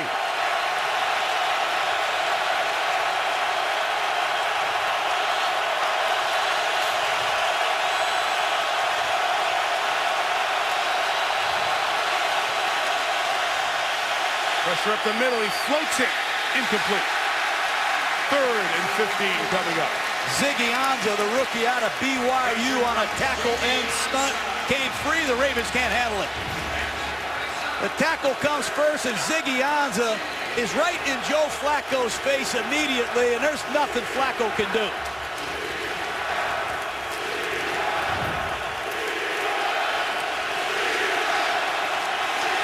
That was that world record set in Seattle a couple of Mondays ago. 3rd and 15. Flacco rips it. It's caught over the middle. There goes Jacoby Jones to the 45. At the 2-minute warning, the Ravens on the edge of field goal range with a kicker who does not miss, who's made 5 in a row. Tonight, 32 in a row on the season. And he's going to have a hope because Flacco ripped it and Jones caught it. He has been the rock of this team tonight, Justin Tucker. Career long 56, last year his rookie year, but we saw earlier as he made a 49-yard. He's got plenty more room than that. That red line would be the 37, getting closer to field goal range. Jones trying to get closer to that is pulled down by Rasheed Mathis. 1:48 to go. Mathis has played well. Gunther Cunningham, the defensive coordinator, has a long history in this league. And he has been a crunch time blitzer his entire career. I would be shocked if Detroit doesn't come after Flacco in this situation.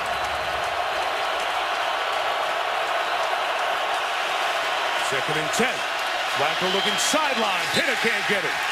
3rd down coming up with 1:20 to go. From here, your field goal attempt would be 63 yards, one shy of the record set a couple of weeks ago.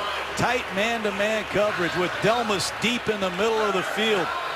That time Glover Quinn does an excellent job inside against Dennis Pitta.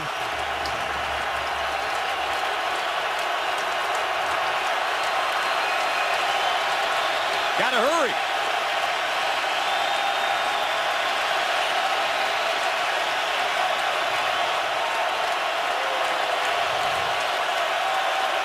Play clock at 3 and 2 and 1.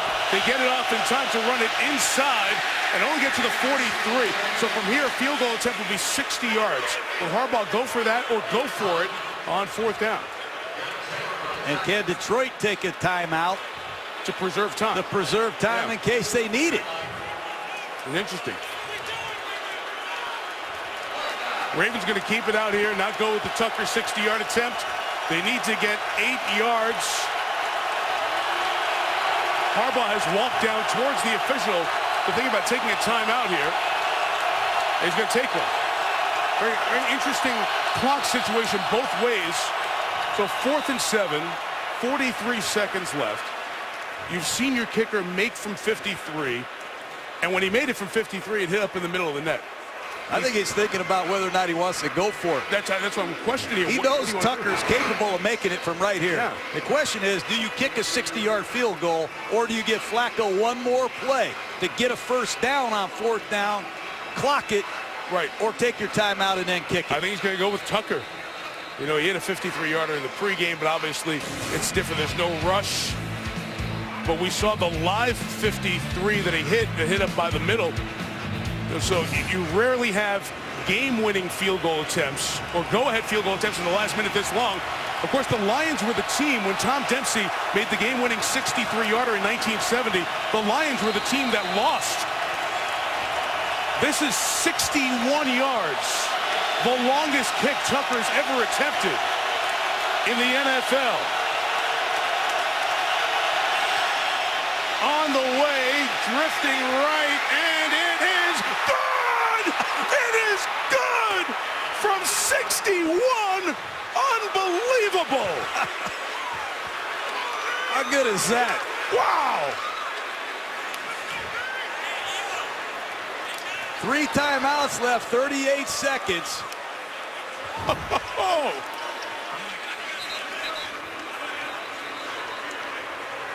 What's that word I used earlier? Majestic. You can't hit the ball any better than Tucker hit that one.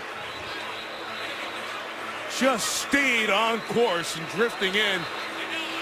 I mentioned earlier that he just put one out on the tee and hit from 70 yards in pregame. And Justin Tucker, you know, you talk about kickers and taking them. He goes in the second round and pressure kicks. When a guy's made 32 in a row, that's ridiculous. But when his 33rd in a row is from 61 with all this on the line, that is all you can say. I saw him kick 5 against Pittsburgh. What a weapon. Justin Tucker. At 38 seconds, 3 timeouts, game not over. David Akers, who made a 63-yarder at sea level for the 49ers against Green Bay back last year, is the Lions kicker. You think Tucker's any kind of juiced right now? He just bombed that one 5 yards deep. So the Lions, who thought that they had a chance to win this game and get the lead back in the division, now Matthew Stafford's got to think, okay, if Akers can hit one from 55 yards or so. They've got plenty of time. Yep. You've got 3 timeouts. You have a quarterback with a cannon. You've got one of the great receivers of all time. You got to pass protect and let Stafford have an opportunity to unload it. Probably need somewhere in the neighborhood of 40 to 45 yards. Stafford drifted. He fires too tall. It's intercepted and held onto by Elam, who should just go down. And the Baltimore Ravens are going to come into Detroit and get a huge victory. Flag down after the plays. Courtney Upshaw got involved with Rob Sims, but another Stafford interception. It'll be his 3rd on the night. Will likely write the final line of another unbelievable Ravens victory.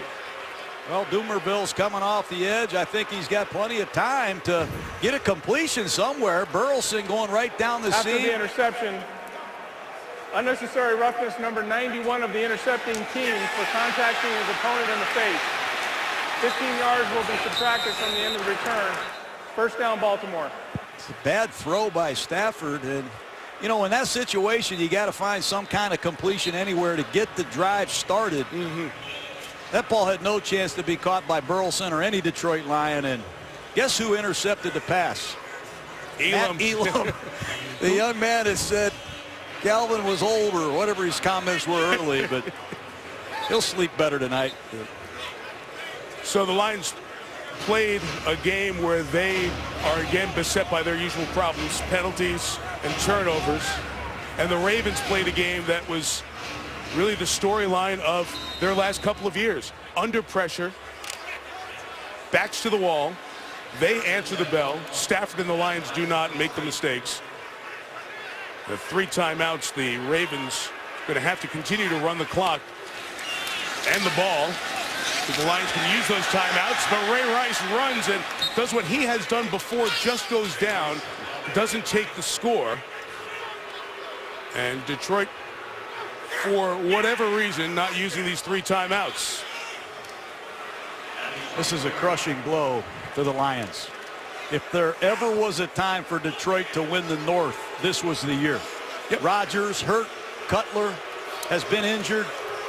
Off to a great start, but what a win for the Baltimore Ravens to come here and rely on a kicker to ice the Detroit Lions. No touchdowns, 6 field goals. Tucker, the most field goals in one game by a Raven, the longest field goal in Ravens history.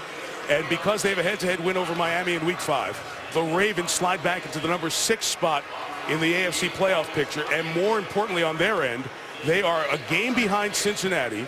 Those 2 teams play Week 17, and because the Ravens already have beaten the Bengals, the Ravens control their own destiny to win the AFC North, so they can slide in that way.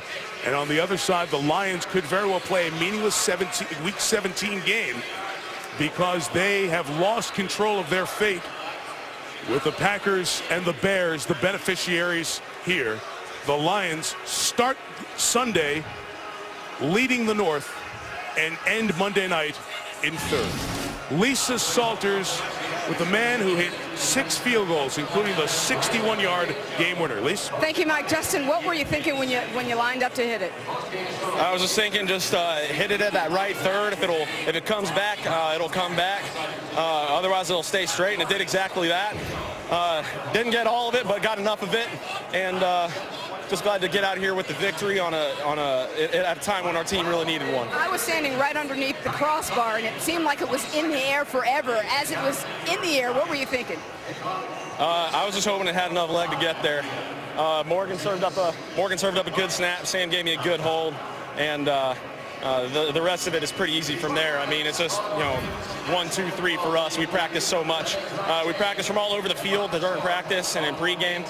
To have an opportunity like that at the end of the game and to come through for my team, like I said, at a time when we need it, this is big time for us. I think you could be here crazier than last week's finish, but you said this was insane. What was so insane about it for you? Just the fact that, I mean, we kicked 6 field goals and we win the game.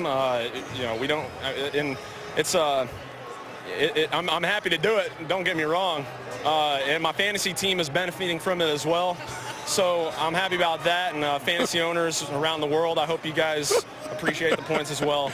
But just to sum it up in just one word, pandemonium. Hey, congratulations on both levels, for the win and for your fantasy team. Congratulations. thank you. The apocalypse has arrived, and that picture says it all on the Lions side. First time a kicker in NFL history has made 15 or more field goals without a miss in 4 straight games, and all of them were wins. All happening in the season. The Detroit Lions back in November of 1970 lost a game on a 63-yard field goal by Tom Dempsey. Tonight they lose one on a 61-yard field goal by Justin Tucker. Incredible stuff tonight. Ravens 18, Lions 16. GMC postgame coming up next. So long from Detroit.